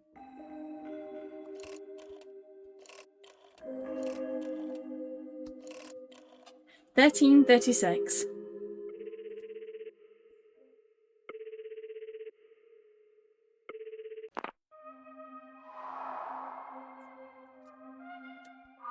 Mary, were you able to reach William? I've spoken with John. Lucy, this John you told me about. William's adopted father who raised him while you were in prison. Yes, that's right, were you? Yes, I was able to reach him. Oh, but he won't be able to call you, apparently. Not because he refuses to or anything, that's just how it works, I suppose. It's all right, Mary, don't trouble yourself over it. I think I understand. This phone only connects to you, no? That seems to be the case. What did John have to say? Well, he also wanted to hear about William. He seems to be losing his memories of him too. He's trying to resist that, in a way. I see. I understand how he feels. Mary, were you able to reach William? It's about William. About that, Lucy. I know you really wanted to speak to him again. But it's not possible. But it doesn't seem possible. I'm so sorry, Lucy. I see. No, I'm sorry. It's my fault for asking too much of you. I'm fine with this, I think. I'm starting to accept it. This must be what it feels like to die. Helpless to reach anyone. Alone with the words you wanted to say. Wanted to hear. Simply fading into nothingness. As precious memories disappear. This is death. Lucy, so Mary, you said you spoke to John. Tell me, did he say anything about William? He never got rid of his telescope. According to John, William had a telescope he'd gotten as a gift, and he refused to get rid of it, which I'm pretty sure his mum probably stole for him. John thought that maybe that might have been a gift from you. I see. Oh, that sweet boy. I'm so glad to hear it. I remember now, back when I was still with him. We would polish the lens every day. There's an image of Lucy and William flashing across my mind. Maybe I should draw it. Okay, let's draw. Not bad if I do say so myself. So Mary, I'm so very grateful to John for looking after William, from the bottom of my heart. I know John probably doesn't think too well of me, but looking back, I should have expressed my gratitude to him.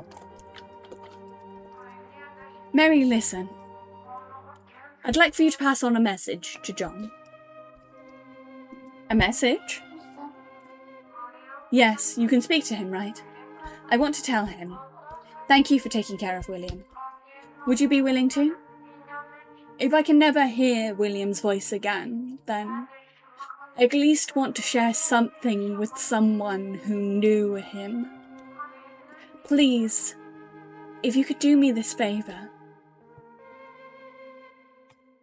Of course, Lucy. I'll do it. Thank you. What would you like me to tell him? Tell him just thank you. I think that will be enough, after all. Yes? John and I have always shared a bond through William. More words won't be necessary. I see. I'll say just that then. Tell him thank you. Okay, noted. Oh, and Mary, once you've given John my message, will you call me back? Of course. I'll call you back, I promise. Just hold on. Thank you, Mary.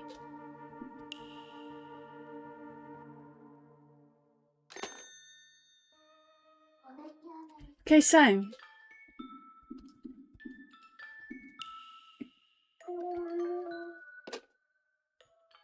it is 6331 is John's number. I have to remember them because they're opposites of each other.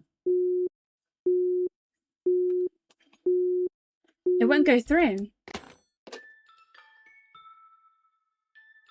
Did I get that wrong? 6331.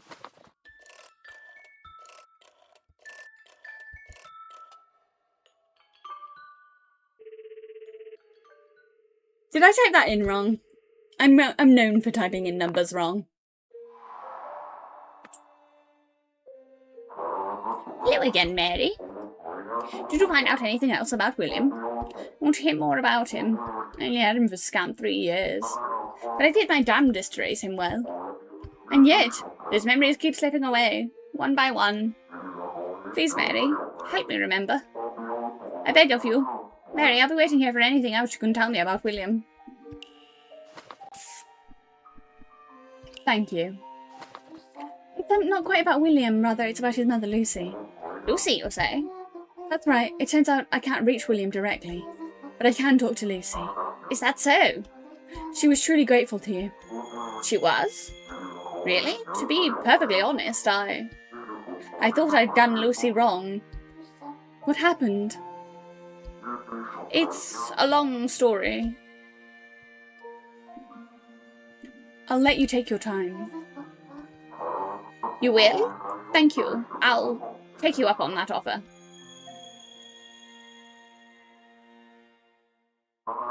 You see, Lucy, was actually an employee at my hotel. And well, she was buried in debt. This damn moneylender would always barge into the hotel and kick up a fuss. Lucy must have really been struggling. Quite so. She grew up in poverty and her parents left her with a mountain of debt. She borrowed money, but not enough to pay it off and then borrow even more. Her entire life was spent trapped in that endless cycle. On the other hand, my hotel business was going well and I had some extra savings. So I offered to take on those debts of hers a few times, but she refused. Damn right. And that's when I said something I shouldn't have. What did you say? I told Lucy I'd take over custody of her son, William.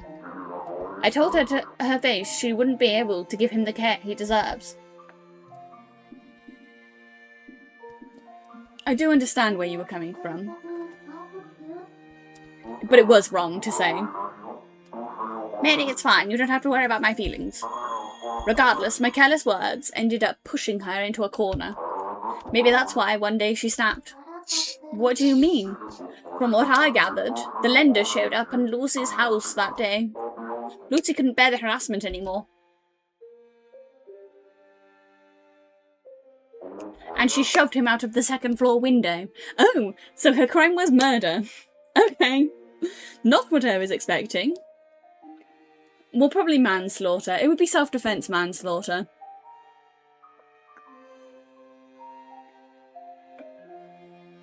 But definitely not what I was expecting. I thought maybe theft. The lender died from the impact and Lucy was sentenced to prison. So that's why. I can't believe it. Lucy killed someone? Okay, noted, but... that's horrible. That's how I ended up taking William in after all. I visited Lucy in prison, you know. Just once. And I made her a promise. What was it? I promised I would raise William well, and that I'd never let her see him again. Why? Isn't it obvious?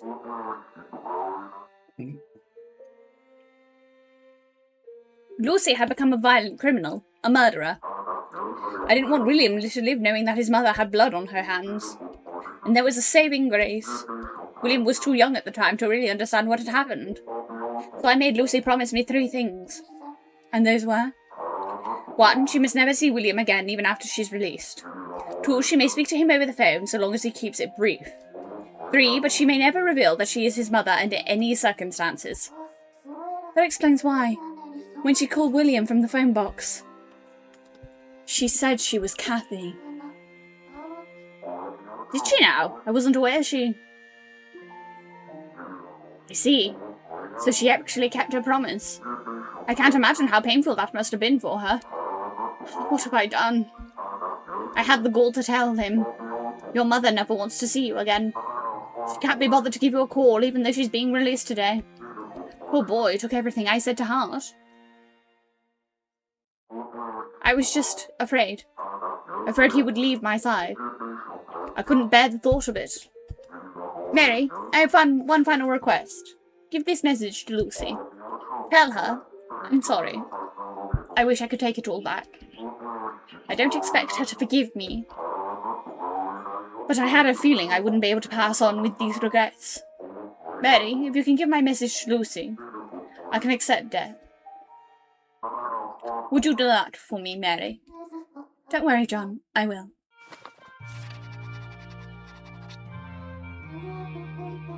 I've written it down. Thank you, Mary. I feel at peace now. Now I can face death. Thank you for everything, Mary. Goodbye, Mary. Farewell. John? John? What's wrong? John? He's breathing. It's gone silent. Put down the phone.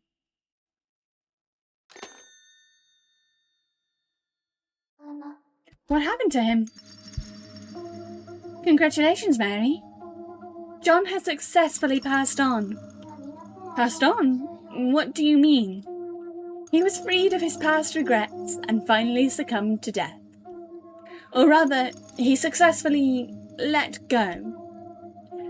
You listened to his words without judgment, and so the cycle of life and death was closed. The cycle of life and death? Indeed, and consequently, John's phone line has ceased to exist. I'm not sure I understand. You mean I can't call John anymore? Correct. That is what happens when you save someone. You have well and truly saved him, Mary. I saved him? I didn't feel like I did. Not to worry, you will understand in time. Now make sure you write this down. Okay. Let's see what Hamlet said. One regret disappears, the cycle of life and death closes, cutting them off from you. But I didn't fully understand it, but if I've saved John, that must be a good thing? Oh, I should include what John said too. Could Lucy really have killed someone? She's such a kind person. If you're in doubt, why not ask her? I could. Is that Lucy? Oh, that would be determined when you pick up the phone. Who is it going to be? I'm assuming it's going to be Lucy. Hello?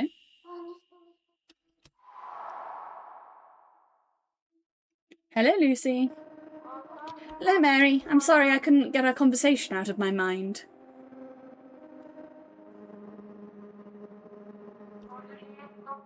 Were you able to give my message to John? I kept thinking and thinking about it until I had to call. What did he say? Did he tell you anything else about me?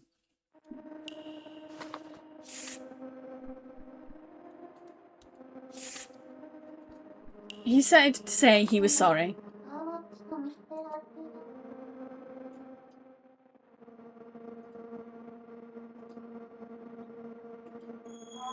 I see. Thank you for telling me, Mary.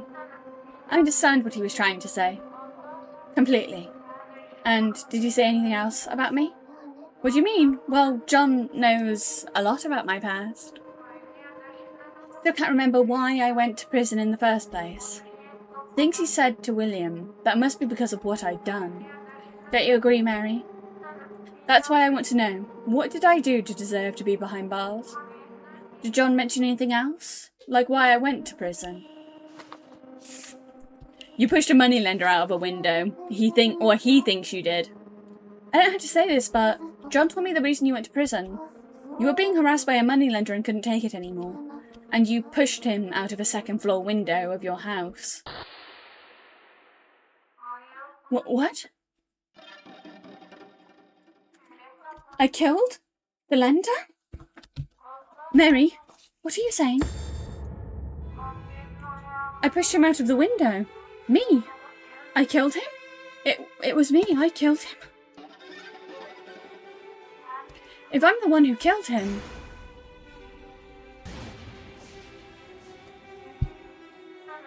then who am I? Lucy? Yes, that's right. I killed the lender. Yes, I did. I did it for William, to protect him. And my punishment was to never see my beloved son ever again. He must hate me. Even though I love him so much, because I love him so much, I gave up everything to protect him. I convinced myself that I want to live for someone else. And my punishment was to never see my beloved son ever again. Lucy? He must hate me. Lucy, what's wrong? You're repeating yourself. Even though I love him so much, because I love him so much. Lucy? Mary, this is a disaster. Lucy is trapped within an endless thought spiral.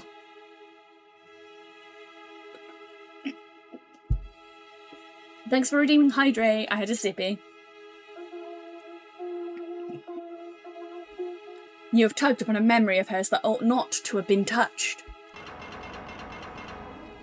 Then what do I do? Choose your words carefully. What do you mean? Only words that touch Lucy's soul can break her free from this cycle. Words filled with the utmost empathy. You can do that, right, Mary? Okay, I'll try. Empathize. God, the backgrounds in this game are fucking gorgeous. That's so cool. What I have to do is choose words that'll touch Lucy's soul and break the cycle. Otherwise, she'll be trapped in this negative spiral forever. I have to choose the right ones. Lucy, can you hear me? I want to understand you. Lucy, I want to understand who you are. Mary, do you mean that really? Yes, so please talk to me. We'll shoulder your burden together. Aren't your biggest regrets about William? About William? William, yes, you're right. Mary, you truly are trying to get to know me. It's for William's sake. I had no choice. I couldn't stand by and do nothing, not when he had his precious... Yes, William had something precious to him. A dream. William had a dream, didn't he? Right. William had the most wonderful dream. I know what William's dream was, of course, but I want to get her to say it first. William's dream was...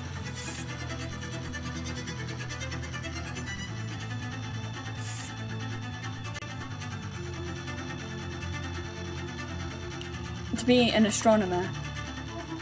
As an astronomer.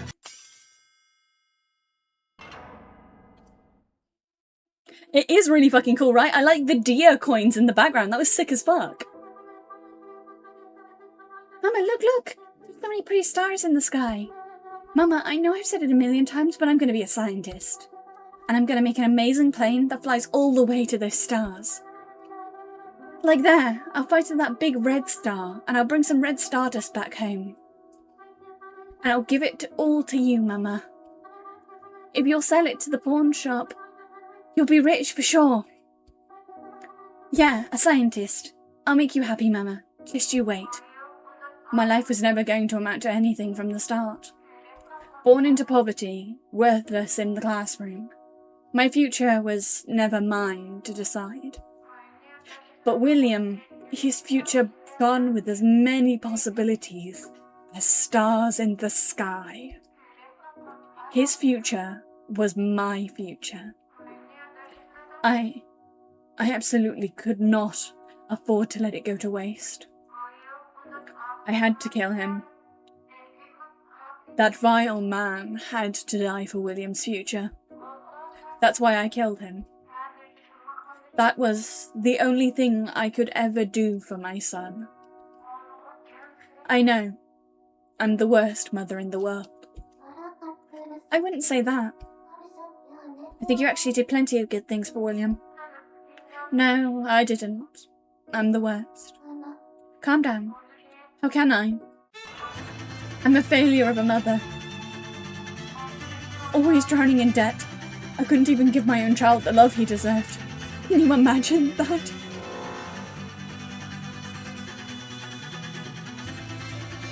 You did love him. Even without money, I think you loved him more than anything. Really? You did? I tried, but I couldn't give him anything. Nothing at all. You did give him something. Something very special to him. I did? I gave... You're not lying, are you? Can I really trust you? If so, then please, Mary, tell me. Do you know what I gave William?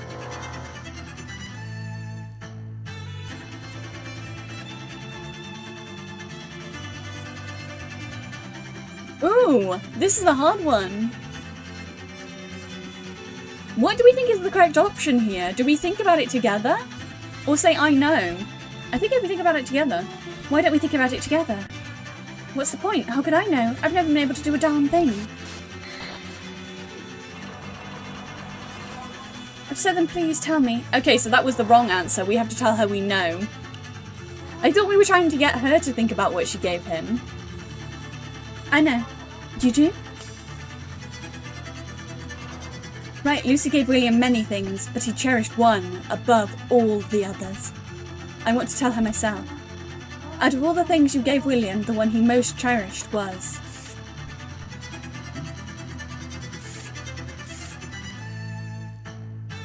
his telescope. Telescope. This is shaping up to be a Pidgey pick of the year, and this is only the first chapter. Lucy, didn't you give William his very own telescope? I did. I gave William a telescope. He was so happy. My boy was over the moon. I never thought he'd be so happy. Because that telescope, it was just a battered old piece of junk from the pawn shop. I worked my fingers to the bone at John's hotel, saving up little by little, all while paying off my debt. And when I finally had enough, I bought that old telescope. Mama, this telescope is so cool. I can see the stars so clearly. Thank you so much, Mama. I promise I'll be a scientist one day, Mama. Just you wait. I'll be rooting for you the whole way, William. That's right. Now I remember.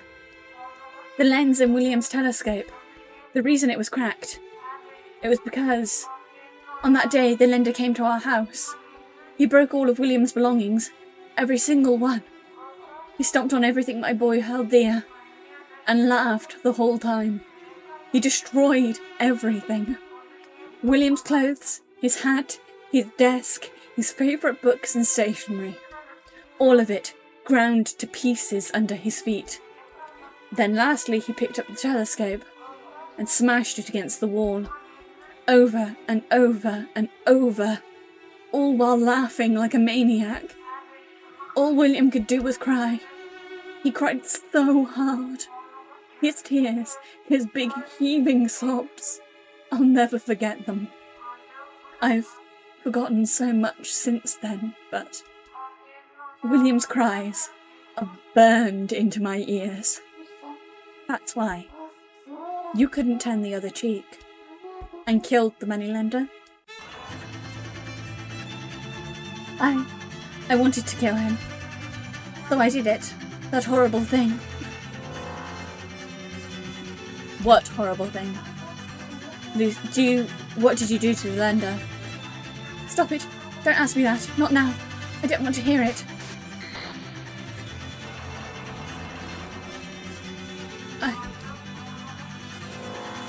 Don't force yourself.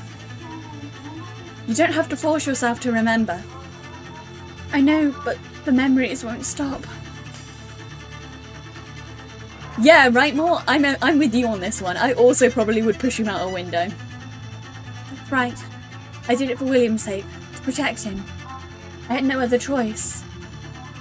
But in the end, I had to leave William. I did what I did to protect him, but there's the reason. It's also the reason we were torn apart. William hates me for it. I know he does. He must have tried to forget all about me. Not at all. I don't think so at all. How could you think that? Tell me, Mary, can you say without a shadow of a doubt William doesn't hate me? Can you say without a shadow of a doubt that William didn't try to forget me? Yes. Yes, I can. Of course he didn't. William loved Lucy with all his heart. That much I know. I have to tell her right here, right now. Something that shows just how much William loved her.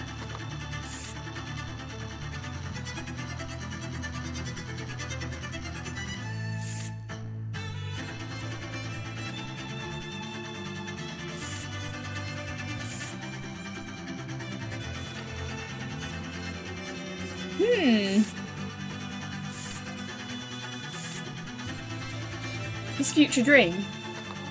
Future dream? What are you talking about? No, it's not! I thought it was because his future dream. I thought it was because his future dream.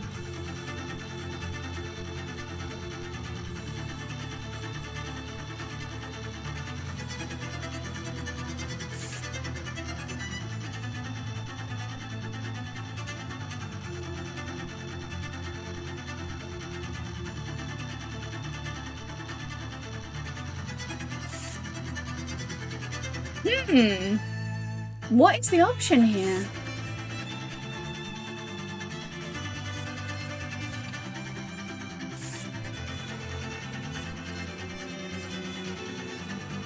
Shows just how much William loved her. William never got rid of the telescope. He never got rid of the telescope. Yeah, I thought that was it, but then I talked myself out of it. Because we used it before. And I thought it would be original things every time. You told me this, Mary. I'd almost forgotten.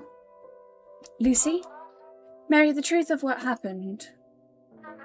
William was screaming at the lender. Mama gave me that telescope. Put it down. Stop. Stop. The next thing I knew, he shoved the leader with all his might, and he fell from the second floor window. The lender landed headfirst and died on the spot. William was next to me bawling, and then suddenly he passed out. The sight of his broken telescope, his heart just couldn't take it. But thanks to that, William never realised that he was the one who killed the lender. It was at that moment that I made my decision. I would take William's place. I would take the blame for the murder and go to prison. I endured it for years, rotting in that cell, thinking, I have to protect his future. I can't interfere with his future. If we ever met, he would forever see himself as the son of a murderer. So I swore to stay far away from him. Swore on my soul. All you wanted was to live for your son. Even though all you wanted was to live for your son. But that wish didn't come true, did it? You're right about that. But Lucy, let me make one thing clear.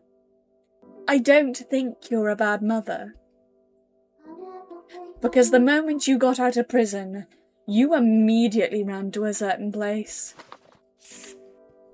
The phone box. That was a phone box. You couldn't see William in person, but you wanted to at least hear his voice, right? Yes, that's right. I remember the place too. It was the phone box in the park in the middle of town. I opened the door and stepped inside.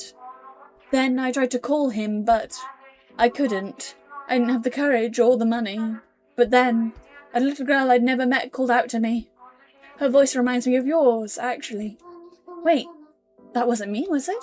No, the two of you have similar voices is all. Though I dared to imagine you were her for a moment. How silly of me. It seems girls half my age keep showing me how to be brave. Lucy, there in the middle of town, that girl called out to me. Oh, don't look so sad. When I didn't reply, she gave me a coin and told me, if you have someone precious to you and you want them to know how you feel, you should tell them right away. You'll regret it if you don't. I tightened my grip on the coin when she said that and went back to the phone box and dialed William's number. William, please pick up, I prayed as I gripped the phone till my hands ached.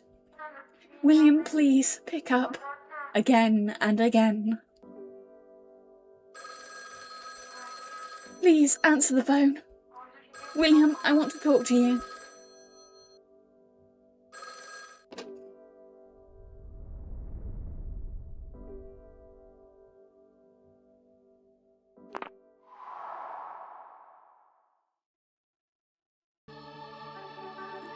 Aunt Kathy, Papa told me Mama doesn't want to see me anymore.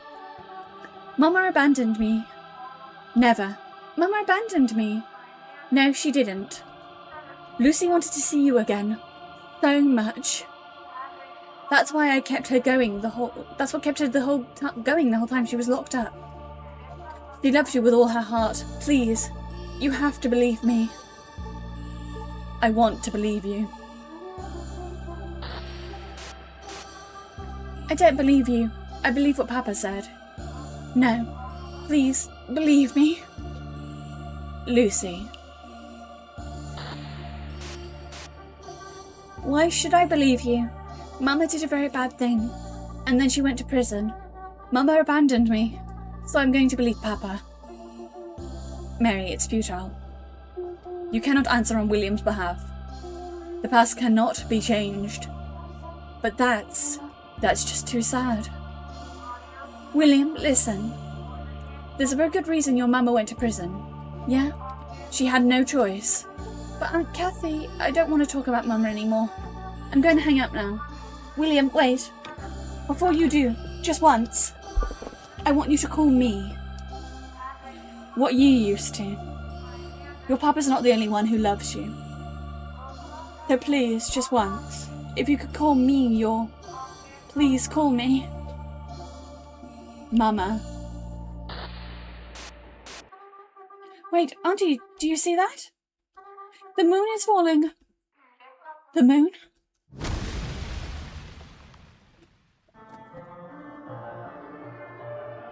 Everything's gone silent. Is it because this is the moment the moon fell? That's right, Mary. This is when the apocalypse arrived. There is no one on the other end of this call. Hence, it is time to hang up the phone. William, are you still there? What's wrong? That's Lucy's voice. Why aren't you saying anything? Listen to me, Mary. Despite what you hear on the other end of that line, Lucy is no longer here. William, are you okay? Say something. William? Hamlet, can't you hear Lucy's voice? She's still on the line. Well, it's true that something is on the other end trying to talk to you. And rather tenaciously at that. As for what that something is, one might call it a being in a superposition of life and death, not quite alive, not quite dead. Or in layman's terms, merely something that stubbornly continues to cling to life. Is that what it is? Indeed, pay it no mind. You mustn't engage with those things in any way, shape or form. Now put down the receiver and end the call. That's not Lucy. Whatever it is, there's no longer any trace of Lucy left within. Now end the call. Cut the line to which it still clings. William, say something, please. I miss you. I want to hear your voice. I can hear you. I can hear you. Thank goodness. You cut out all of a sudden and I feared for the worst. Sorry, I think the phone's not working. I can hear you just fine. So can I. Good. Let's keep talking. Let's say everything we couldn't back then. There's so much I have to say. This time, I want to make sure you know. Okay, now we're free to talk about anything. Mary, what do you think you're doing? This call is over. Why? I finally found a way to get Lucy to open up. Now I can pretend to be William and tell her what she needs to hear. You mustn't do that. I implore you, Mary, listen to me. Doing so puts you in grave danger. I can still try. Put the phone down. William, say something, please. Do not answer it, Mary. William, please, let me hear your voice. I know how Lucy feels. Why that is, I am not sure. But I'm so lonely. I want to hear someone's voice. I should say something.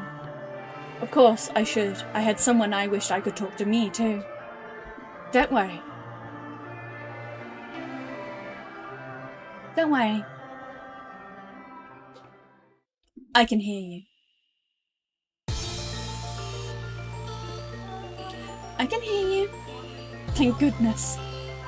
Don't go silent on me again. Okay, William? Keep talking to me, to your Aunt Kathy. Okay, Aunt Kathy.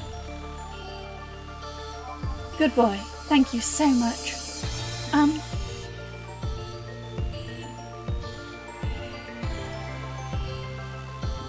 About Mama.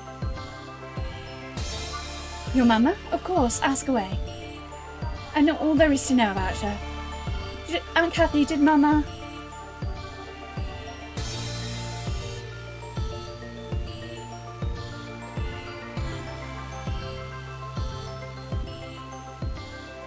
go to prison because of me? Mum went to prison because of me, didn't she? What are you talking about?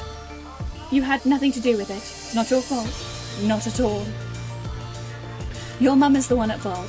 That's why she's locked up. Is that true?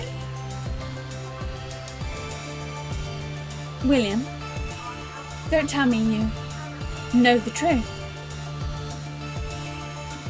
I'm the one who did the bad thing. William, why? How did you find out? I was so desperate to hide it. To keep you from finding out, I never told a soul. Say, William, should Mama tell you everything right now?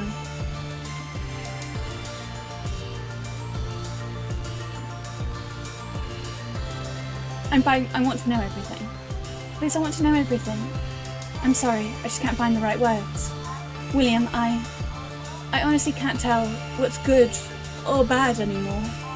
I did something bad to you. That was willingly going to prison and leaving you without a mother. But on the other hand, I also did something good for you. That was willingly going to prison to protect you. I did it for you, to protect your future. So I want to talk about your future. The future?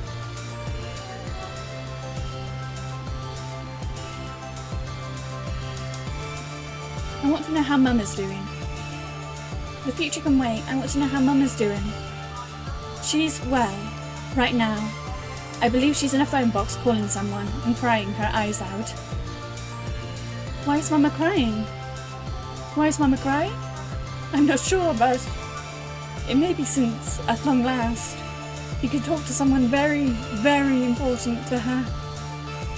Okay. When I grow up, I'm going to be an astronomer.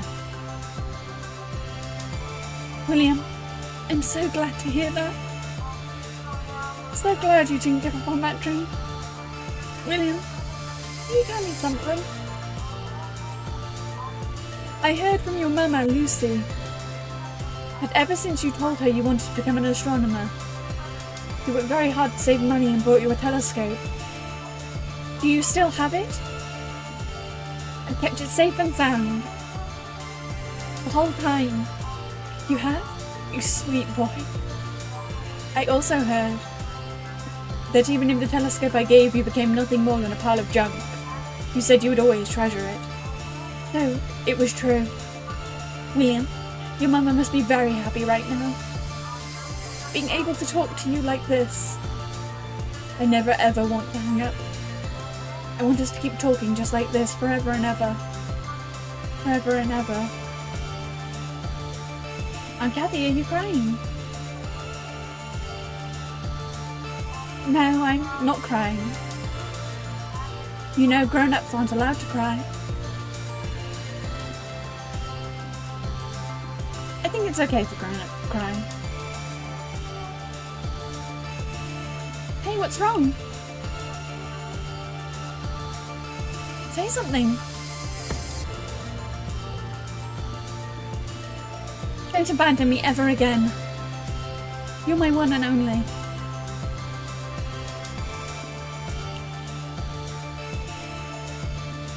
Mama.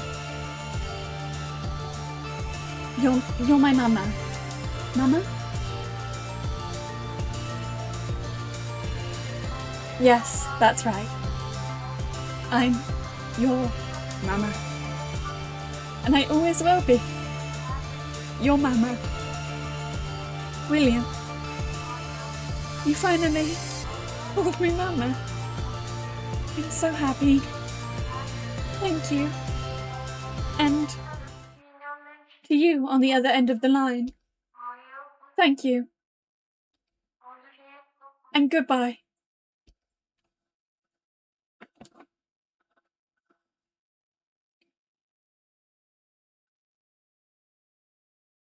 Yeah. Mama? Hello? Hello, Mama? Mama, say something. Why don't you answer me? Mama, what happened? Why aren't you saying anything? Did you abandon me again? Mama? Mama? Did something happen? Please tell me, Mama. Mama? Goodness. Mary, it's over. Lucy has been saved. You can put the phone down. Who are you? What happened to Mama? She was saved. Mama. Mary, I told you to stop. Listen to me. William does not exist anymore. Do you understand me? He doesn't? No, he does not. You must reclaim yourself, Mary. Your time acting as William has ended. I was acting? Indeed, you were. Do you know who you are? Mary. Mary. Am I Mary? Yes, you are indeed, Mary. Better. Now put the phone down. Put down the phone. Okay, so the cat wasn't entirely lying. So the cat obviously wasn't entirely lying then. There is danger to continuing when they're in that state because you can become the person that they think they're talking to accidentally. I hung up. I'm not talking to anyone anymore. Where am I? What's that outside the window? Is that... Hamlet, what's going on? Look around.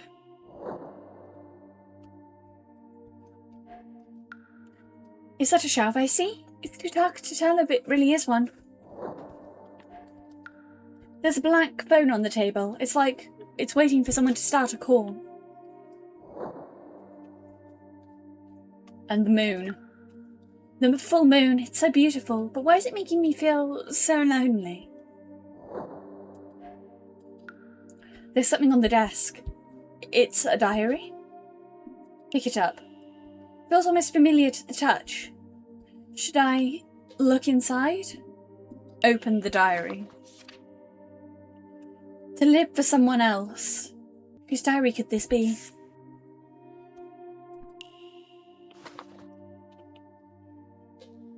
Read it. Blah blah blah blah blah. I want to live for someone else. I wonder when blank will come back. When will blank come for me? Don't leave me here. Please come back. If I prayed to the moon to live for someone else, would someone make my wish come true? Whose diary is this?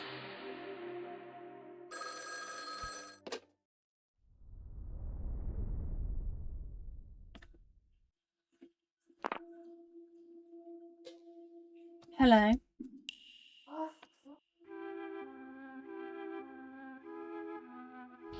That voice is blank.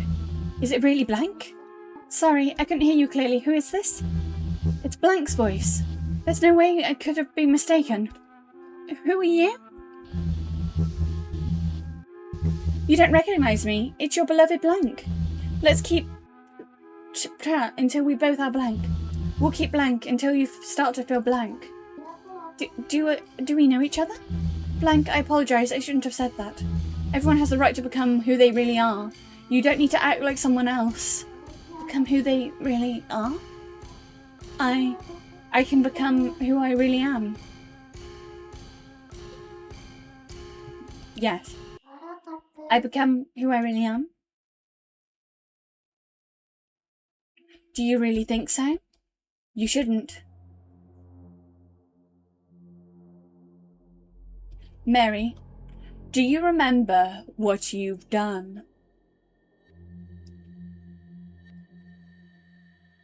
You've trapped your memory into a dark, dark box.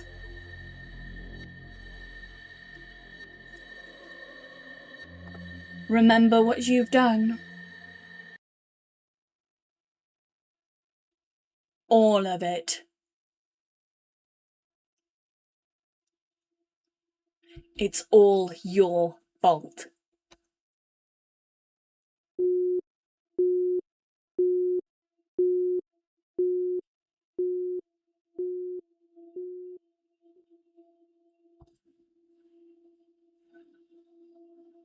Okay, ominous, ominous, ominous, ominous and scary. Ominous and scary. I also agree, Maud. I do wonder how much she has gone through this same process and whether this process of pretending to be other people to have others move on is causing her to lose her memories. What was I doing? You acted out the rest of the unfinished call, Mary. And after I tried to warn you, the unfinished call? Right, I pretended to be William to help Lucy, and then I ended up in a strange room. Where was that? About that room.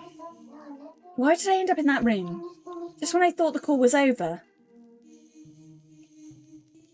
That blue room. I don't recognise it at all. Yet for some reason it feels familiar. About Lucy. This phone is so... It's just one thing after another. You finally called me Mama. I'm so happy. Thank you. And to you on the other end of the line. Thank you. And goodbye. In her final moments, Lucy was saved just like John was, at least according to Hamlet. If so, I hope she's finally at peace. I really do.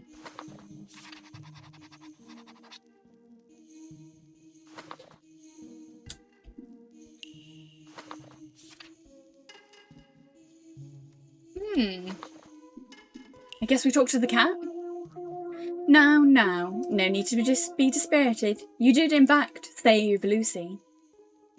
I wonder if Mary has something to do with the moon falling. Or maybe it's that the moon was going to fall anyway, and as a last wish granted by the moon, this is Mary's saying to the moon, I want to live for someone else. Made her take up this position as the last confidant of humanity. I wonder if this is technically a tricky djinn wish, where it is she got what she wanted, she gets to live for other people, but it's through this job. I think it could go one of two ways. I think it could be that she caused the moon to fall and she's the reason that everyone's dead and this is why she's having to do this. Or it could be that the moon interpreted her last wish of wanting to live for someone else as her doing this job. Despite my repeated warnings, as unorthodox as your methods were, they were ultimately successful. You freed Lucy of her past regrets, she let go and succumbed to death. Just like John, her cycle of life and death was finally broken. Is that a good thing? Did I help her? But of course. Take pride in your achievements. You saved Lucy and she died happy. What more could one ask for? Did she? I guess that is good. Indeed. You've done well so far. No, keep it up for the next spirit. The next? Who's next? Can I even do anything? You share an emotional wavelength with them. Only you can truly empathise with their woes. Only I can. Mary, need I remind you, you are the world's last confidant. It is also in your best interests. Mine?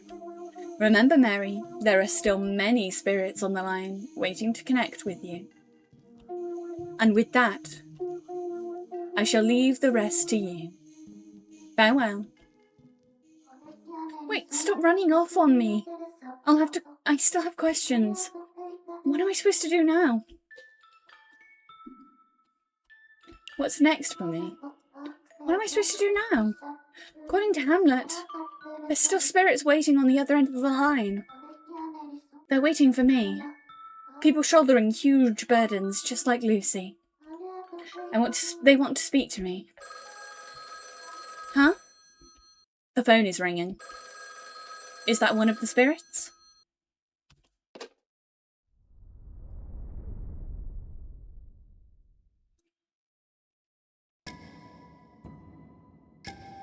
I feel something unsettling coming from the phone. If I strain my ears, I can sense a presence on the other side. And not just one, I can hear many of them breathing. Hello.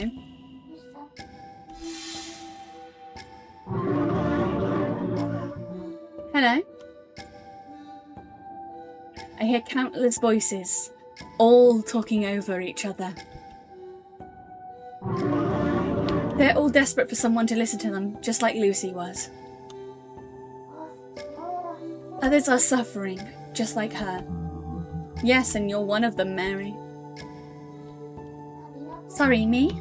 Yes, you also carry grief deep within. That's what allowed you to empathise with Lucy's burdens. Don't you remember? Have you forgotten your own suffering? I don't remember. Your conviction is holding you back. Because of your strong conviction, you cannot accept your suffering. So answer me this. What conviction did you hold? I couldn't accept my own suffering. Because of my conviction? My conviction. I want to live for someone else. I want to live for someone else. Yes, Mary. Try to recall your own burdens. My own burdens? It's on the tip of my tongue. Between envy towards friends and self-hatred. Tell me, Mary.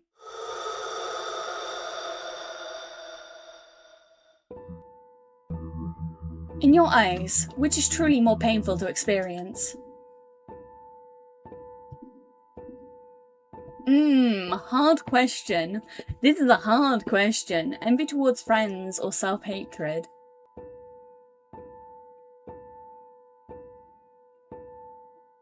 Self-hatred. We'll go self-hatred.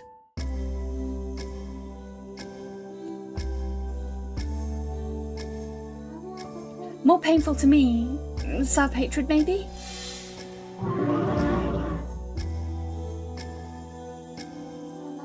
The voices, they're getting clearer?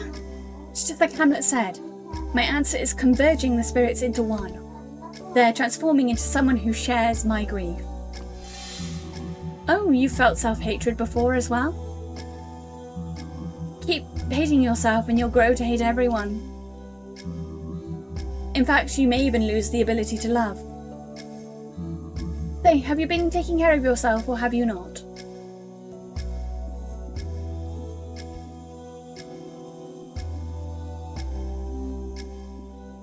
I haven't been taking care of anyone. I don't think I've taken care of anyone at all. Don't be like that. You sound so miserable thinking about the past. Mary, it looks like you've just as much on your plate as I do. Perhaps we should save my problems for another time. Mary, you felt self-hatred before as well. All I ever did was hate myself too. My confidence was shot, every day felt meaningless. Seems you and I have common ground, Mary.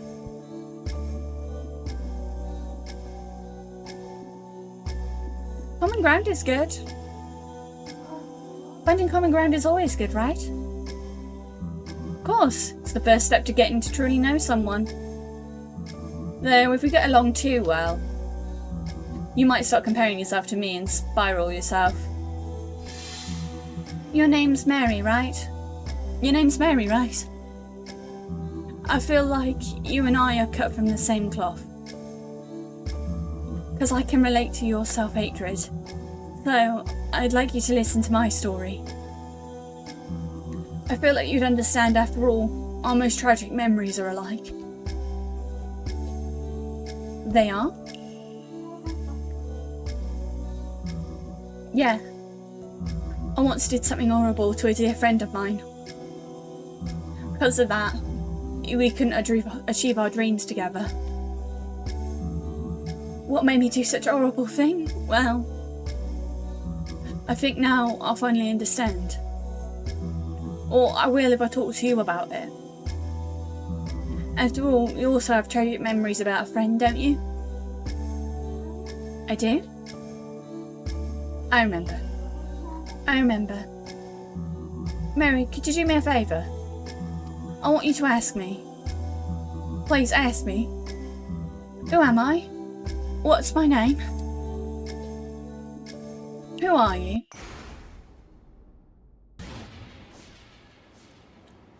It's so interesting how they have so many character designs.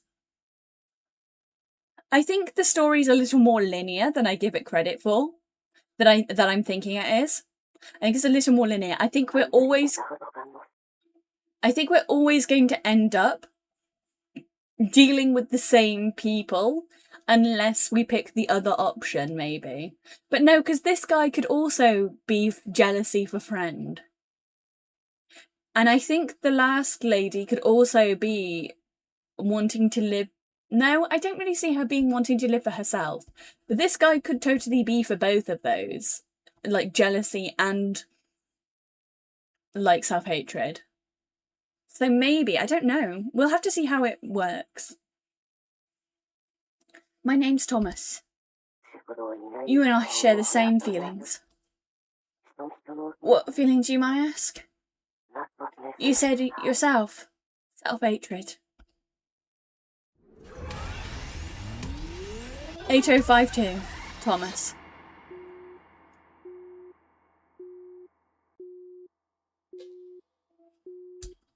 Put down the phone.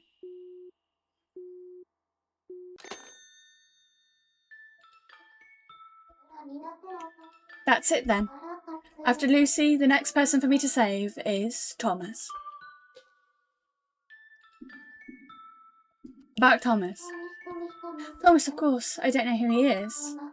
Or maybe I've just forgotten. Either way, I don't think I can leave him alone. My name's Thomas. You and I share the same feelings.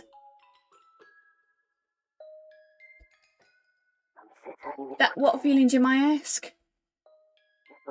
You said it yourself. Self-hatred. I get the feeling no matter what options I pick, though.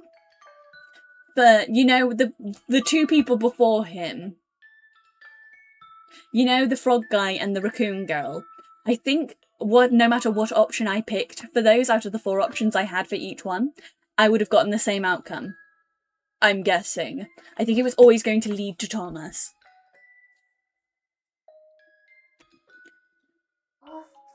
Self-hatred. I can relate. Very, very much. Suspect my memories must be hidden within his self-hatred. So this isn't just about saving him. It's about learning about my own past, too. My past. Who exactly am I? Where was I born? Who did I live with? What sort of life did I lead? I don't remember anything, yet I feel self-hatred deep within me. If Thomas shares this feeling, then I want to call him and try to figure this out together.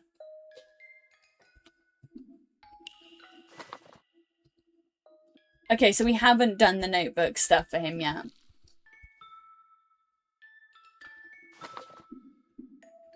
Cat? And Hamlet isn't here. Typical. He'll probably pop into thin air again later.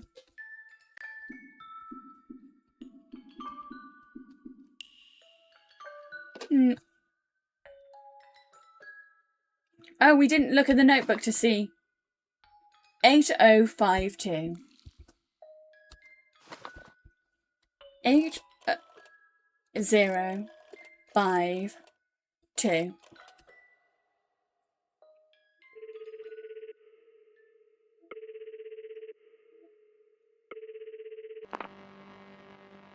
Did the call go through?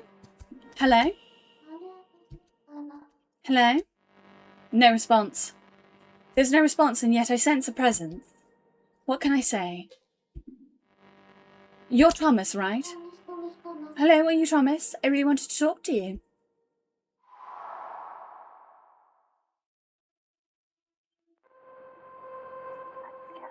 Hello? Are you Thomas? My name's Mary. Where am I? His voice is so hoarse, like it'd be snuffed out any second. Please, tell me where I am, quickly. It's so dark. Where you are,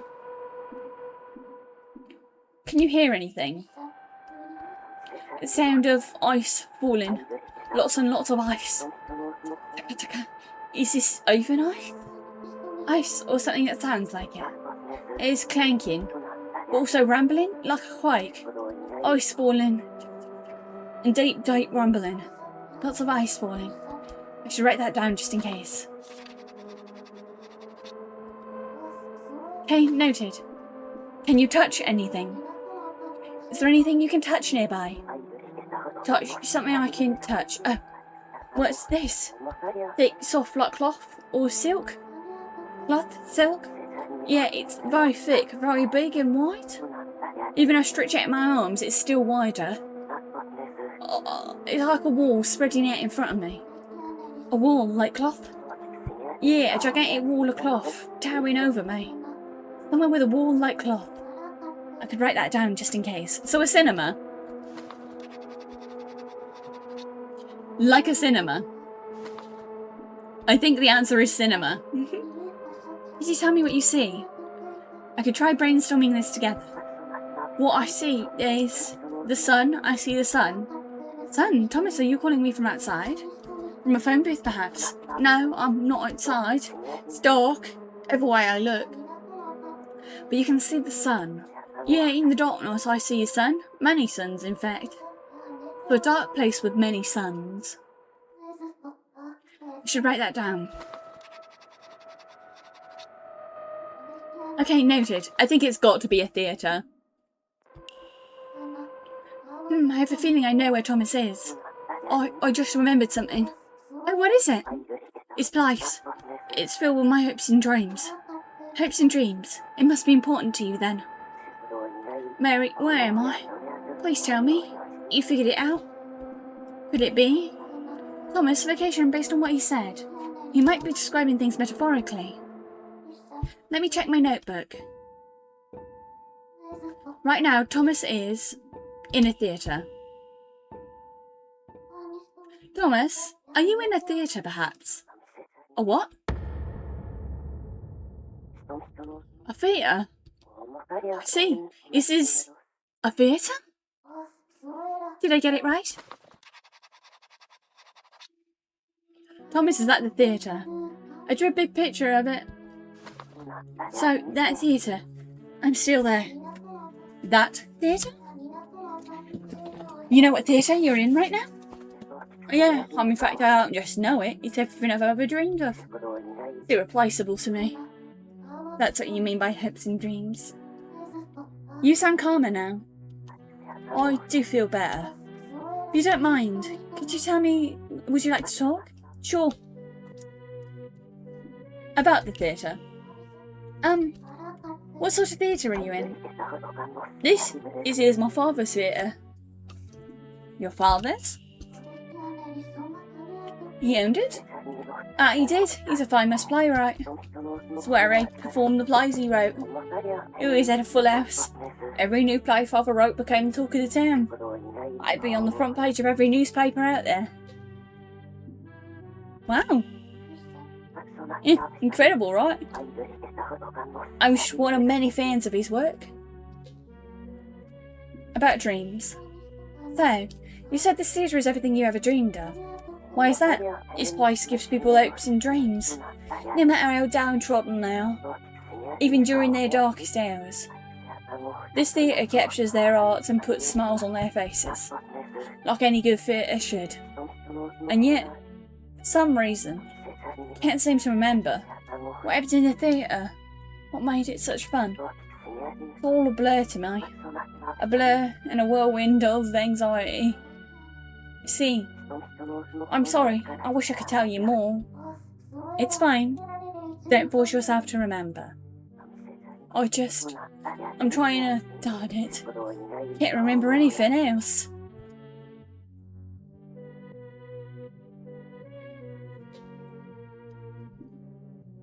About self-hatred. Sorry, this might be a bit of a weird question. Right, so...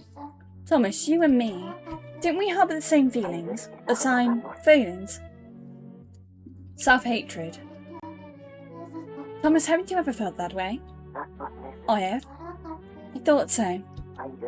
How about you, Mary? Have you ever felt self-hatred? I have. I'm sure I have. The problem is I don't remember anything about my past or who I am. I have no idea what I did or why I hated myself. But despite my lack of memories, this feeling, self-hatred, is the only thing I am sure of. I think I understand you. How you feel. Because I feel the same way. Have you ever hated yourself? During your life, when did you feel self-hatred? Self-hatred? Let's see. Ooh, I heard something horrible to my friend. My friend. Right, name was... It was, her name... No, I can't remember. No, I should be able to remember. How could I not after I... What was it? What did I do for her? Her name, it was... I forgot. Oh no. I didn't forget. I just don't want to remember. Deep down I remember her name and what I did. I just don't want to remember. I want to die in blissful ignorance. Thomas, calm down. I promised I would bring her here. But you've forgotten her. Yes, I've... No, wait, it's not just here. Where am I? Where? Thomas, you're in a theatre. A theatre filled with your hopes and dreams. A theatre? What's that? What's a theatre? What do you mean theatre? My dreams? What are my dreams? You already forgot? Thomas, please, hold your memories of the theatre.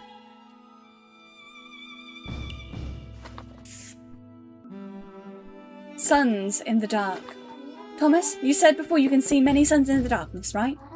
Does that mean, by suns in the darkness, he means... theatre spotlights. By suns in the darkness, do you mean the theatre spotlights, right? Yeah, that's it. The spotlights. Usually like shining down on me from the ceiling. That make me feel like a star. Theatre spotlights are the sun to me. You sound excited, Thomas. You won't forget the theatre now, will you? I don't know. Thomas, please, hold on to your memories of the theatre. Falling ice crashing. Thomas, you said earlier that you can hear the sound of falling ice. Is that perhaps... applause? Thomas, is the falling ice actually the audience clapping, isn't it? Yeah, it's the audience's applause. I feel my breath, yeah. There it is. I can hear the applause echoing throughout. Mary, have you ever given actors a round of applause? It's a tremendous sound, like hail and fireworks going off throughout the whole theatre. You sound so excited, Thomas. You won't forget the theatre now, will you? Okay, we've got one last thing to remind him of. A wall-like cloth. Thomas, earlier you mentioned a giant wall-like cloth. Could that be... the giant wall of cloth he means is... the curtains. Thomas, by giant wall of cloth, you mean the stage curtains, right? Yeah, it's the curtain. I'll reach out, yeah, I feel them. I feel the curtains. It's always so exciting when the curtains open. Like opening the door to a brand new world. I'd always be on the edge of my seat, waiting for that one magical moment. You sound so excited, Thomas. You won't forget the theatre now, will you? Yeah, I remember now. Oh, Thomas, thank goodness. Right now, I'm in my father's theatre. You told me that earlier. Right, and I promised her I'd make her an actress. I promised that I'd bring her to my father's theatre and make her an actress. Thomas, what do you... And yet, even though I promised her... Thomas? Sounds like he couldn't keep the promise he made to his friend. Maybe I shouldn't dig any deeper. But wait, what of that promise? What if it's connected to my self-hatred? Should I ask him? Or maybe I shouldn't. Did Thomas keep his promise?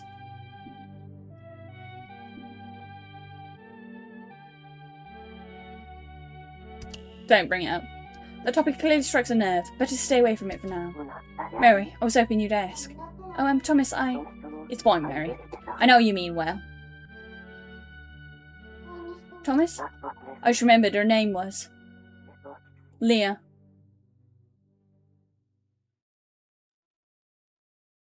Oh, so maybe we are going through the people that we've seen before, because Leah was a name that was mentioned in the first group of people. Thomas? Hello? What's wrong?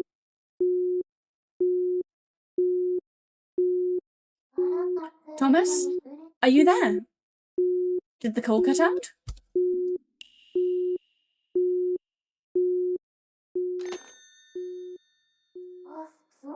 Thomas isn't responding. I entered the call, but was that really for the better? Why, of course it was, Mary.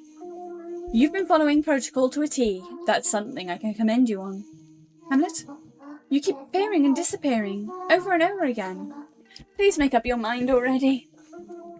You wish me to make up my mind? To be or not to be?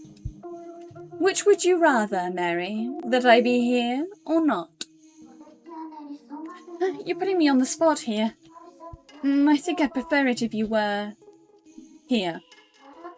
Here, I'd rather you here than not. Very well then, I shall stay a while. You say that, but I bet you're going to disappear again soon. True.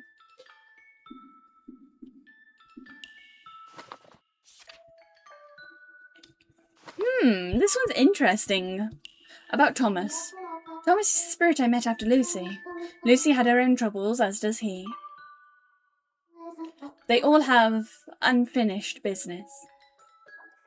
Leah. I wonder if I can save him.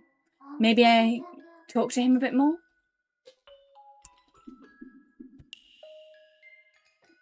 Maybe I should speak to Hamlet first.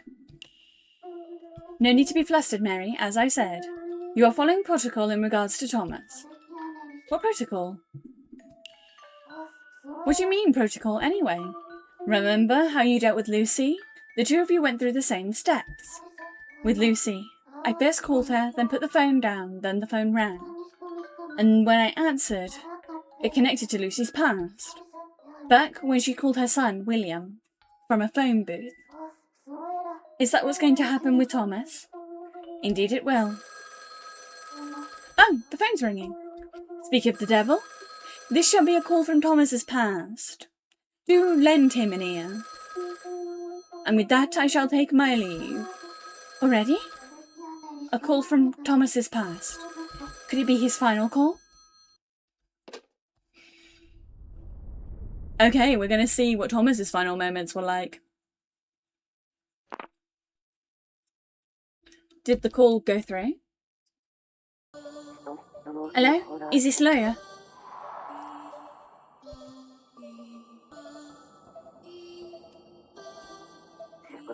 Morning, Leah. Thought I'd give you a call today as well. How are you feeling? As I thought, this is from Thomas's past. His unfinished call. He's calling Leah, his friend. I'm Mary.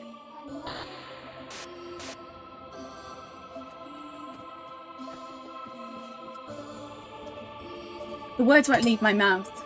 This is what happened with Lucy too. I'm hearing this from Leah's side. All I can do is listen in silence. Good news, Leah. You're going to be an actress. Father wants to create a new play with you as the lead.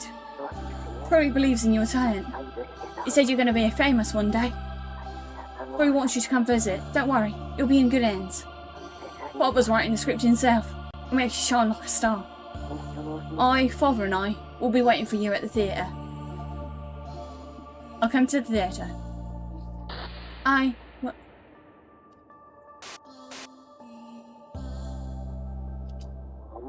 It's fine, Leah. Take as long as you need.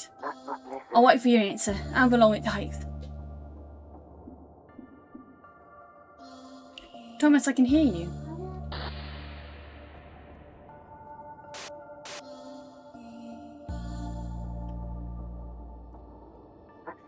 Leah, I know.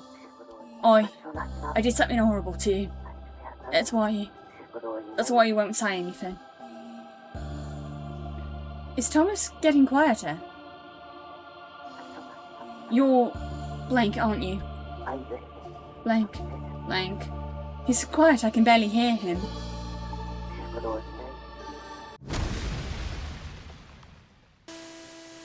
In that moment, the moon fell to our world. The moon fell? So this was the final call of Thomas's life. But why didn't Leah answer him? I should put the phone down and think this through. Okay. Too early to decide what he's done. Obviously the brain goes to the worst case scenario first. Thomas was desperately calling out to Leah, yet she didn't say a word. Thomas's situation. Thomas's unfinished call. It cut off suddenly, just like Lucy's. I assume it was the moon again. Makes sense. It would have fallen at the same time for everyone. But unlike Lucy's, I couldn't hear most of it. I have no idea what Leah said.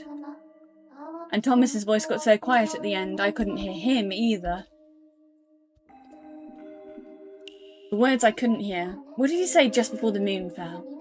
Perhaps before I ask him. I should go over everything so far.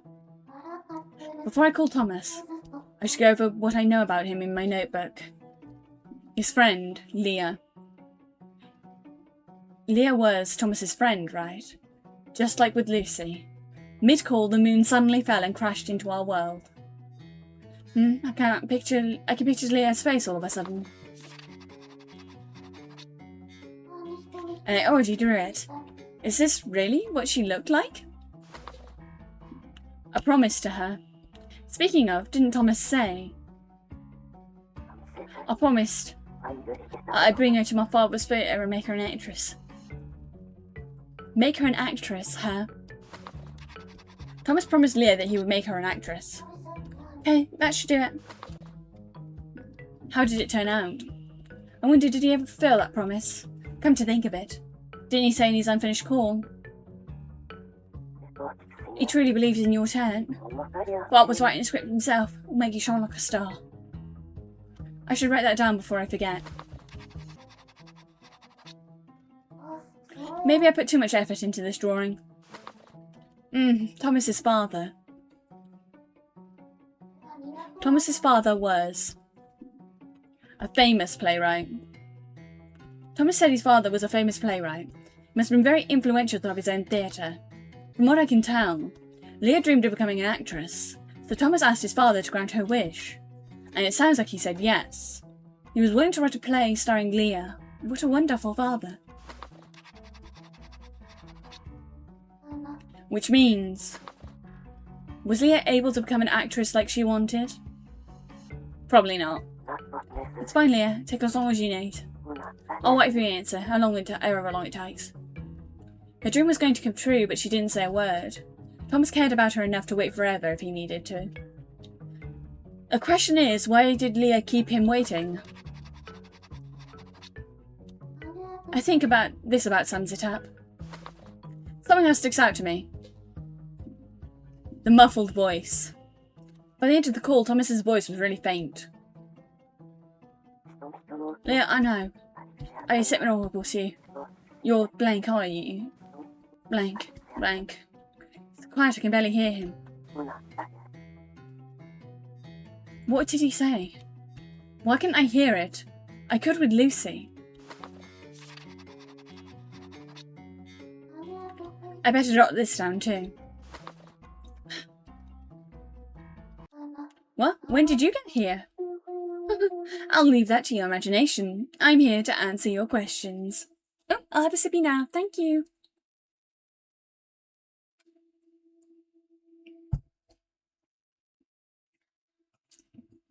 And I'll have a snack.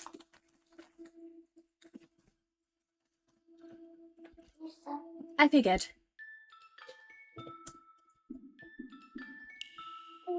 Allow me to guess. Why couldn't I hear Thomas at the end of his unfinished call? Yes, exactly. Do you truly wish to know? If that's the case, scratch my back, Mary. Gently, if you will. Never mind, I'll figure it out myself.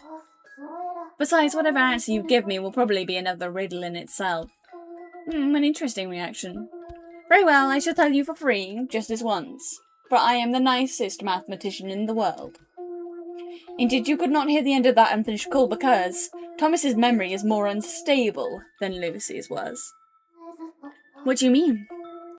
His precious memories are slipping away. Wait, wasn't that the case with Lucy too? But Thomas's instability is a step above. Not to worry though, you're here for him, Mary. Me? Call him, Mary, restore his memories. Only then will you hear his unfinished business in full. I'm not sure I'll be able to. Fret not. You need only listen, and all shall be well. I'll try, I guess. Maybe this drawing's a bit much. I suppose I should give Thomas a call. I haven't got his number memorised like the others. AT52. The other number was easier to remember. AT52. His number's a little harder to remember.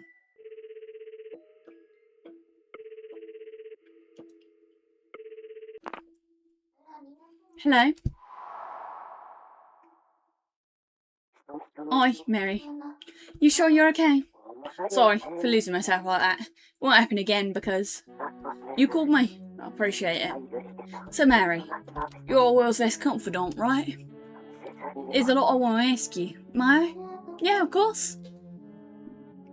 About Leah. Thomas, what sort of friend was Leah to you? Leah, let's say, she was very honest, diligent, smart, yet competitive to a fault. And she had a beautiful voice. I loved her voice.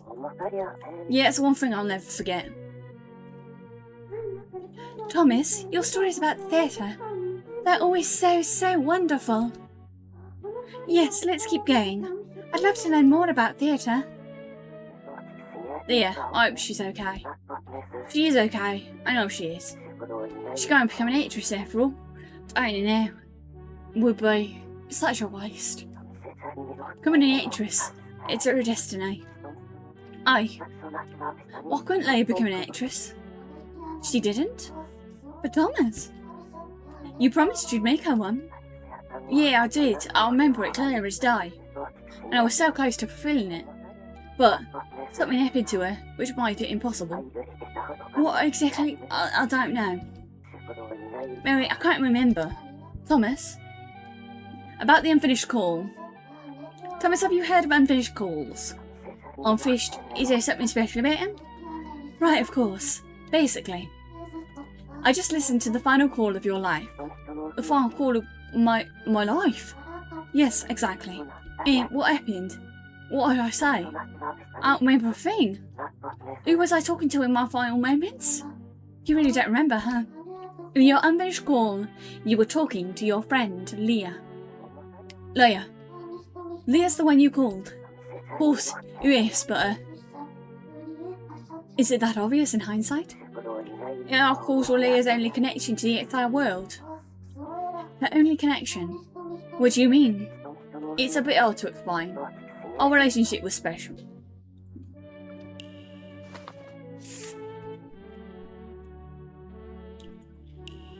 His father was supposed to write the script. You told her that your father was going to write a play for her as the lead. Yeah, that I remember. Father was a famous playwright. He was also the owner of the theatre. If you put a mind to it, he could write an incredible play that make Lisa shine. And he did. And yet... And yet what? Did something go wrong? Leah's play was never performed. That's why she never became an actress. Why wasn't it performed? Why? I don't remember. Did your father actually write the script? I'm not sure. I can't remember if he did or not. That's fine then. She didn't give him an answer. Why? By the way, Thomas, in your call, you said Leah could become an actress and your father would help her. Did I? What did Leah say? Leah said nothing. Nothing? Did she not hear me? I assumed she did, but she didn't respond. In fact, Leah didn't say a single word the entire call. Not at all. Yes. Any idea why? I don't know. I have no idea. Maybe she... No, don't. Thomas, are you okay? I'm fine.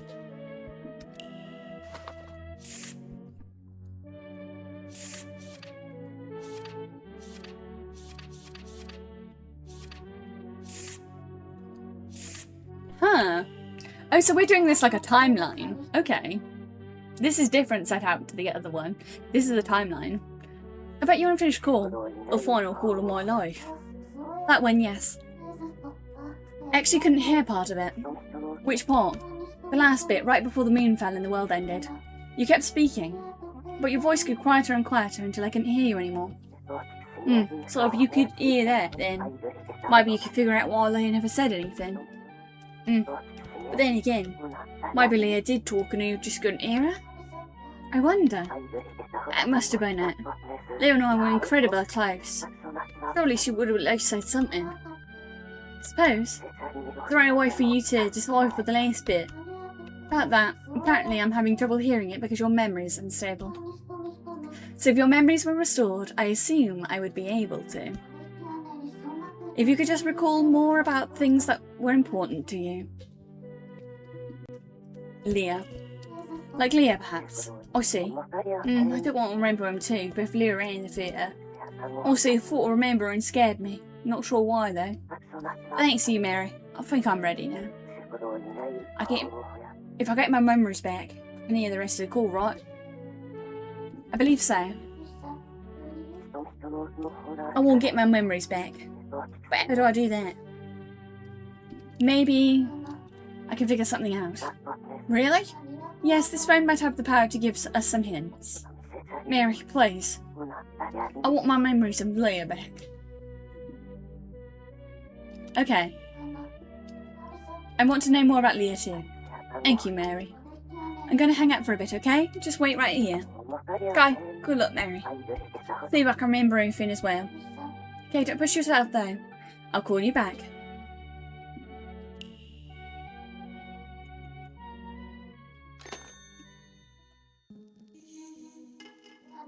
Thomas. He begged me so desperately. I couldn't turn him down.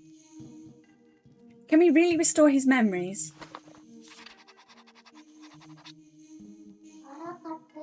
I have to give it my all. Nothing in this room is related to Thomas. I have to think of something.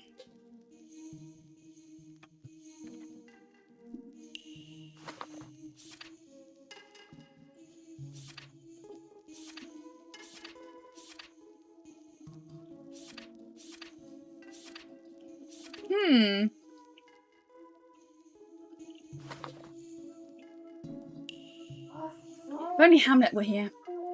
Why, hello again, Mary. All going smoothly, I take it?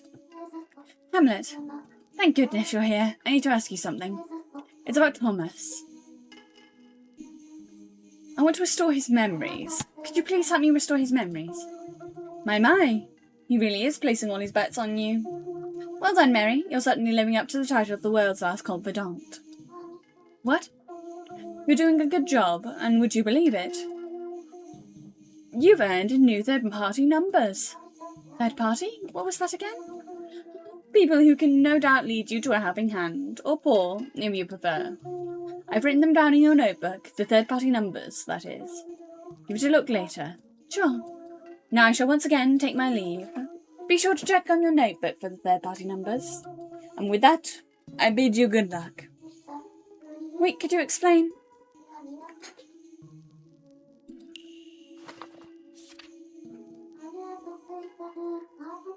There are new numbers in my notebook.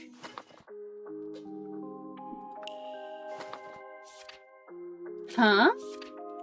that's the frog and raccoon lady that we almost helped. What? Huh? The frog and raccoon lady? Who turned down our help? Question mark? Because I don't remember seeing the owl guy when we were talking to Lucy. So this is different.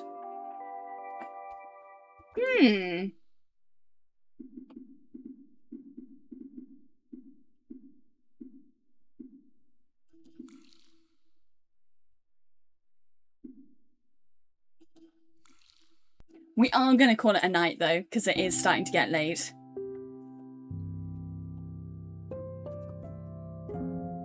Okay. Yee, it's starting to get pigeon bedtime, and I've got other things to do tonight, sadly. So I think halfway through chapter 2 seems like a pretty decent place to end for now.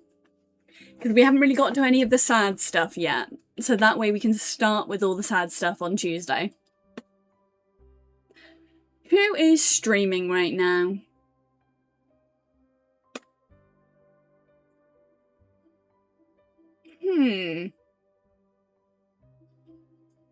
Let's try Berry. They're playing DBD. Incredibly different vibes, but I like Berry. This is Berry Boozle. They're a friend of mine. This game is very good, and we are 100% playing this to completion. But this is a much longer game than the game we played on Wednesday. So, I'm going to break it up into parts. And right now I'm too hot to keep playing, so we are going to have to call it a good night. Thank you everyone for coming in. I have been Pigeon Wishes, your evil pigeon fairy from the UK. And I will see you all on Monday for D&D.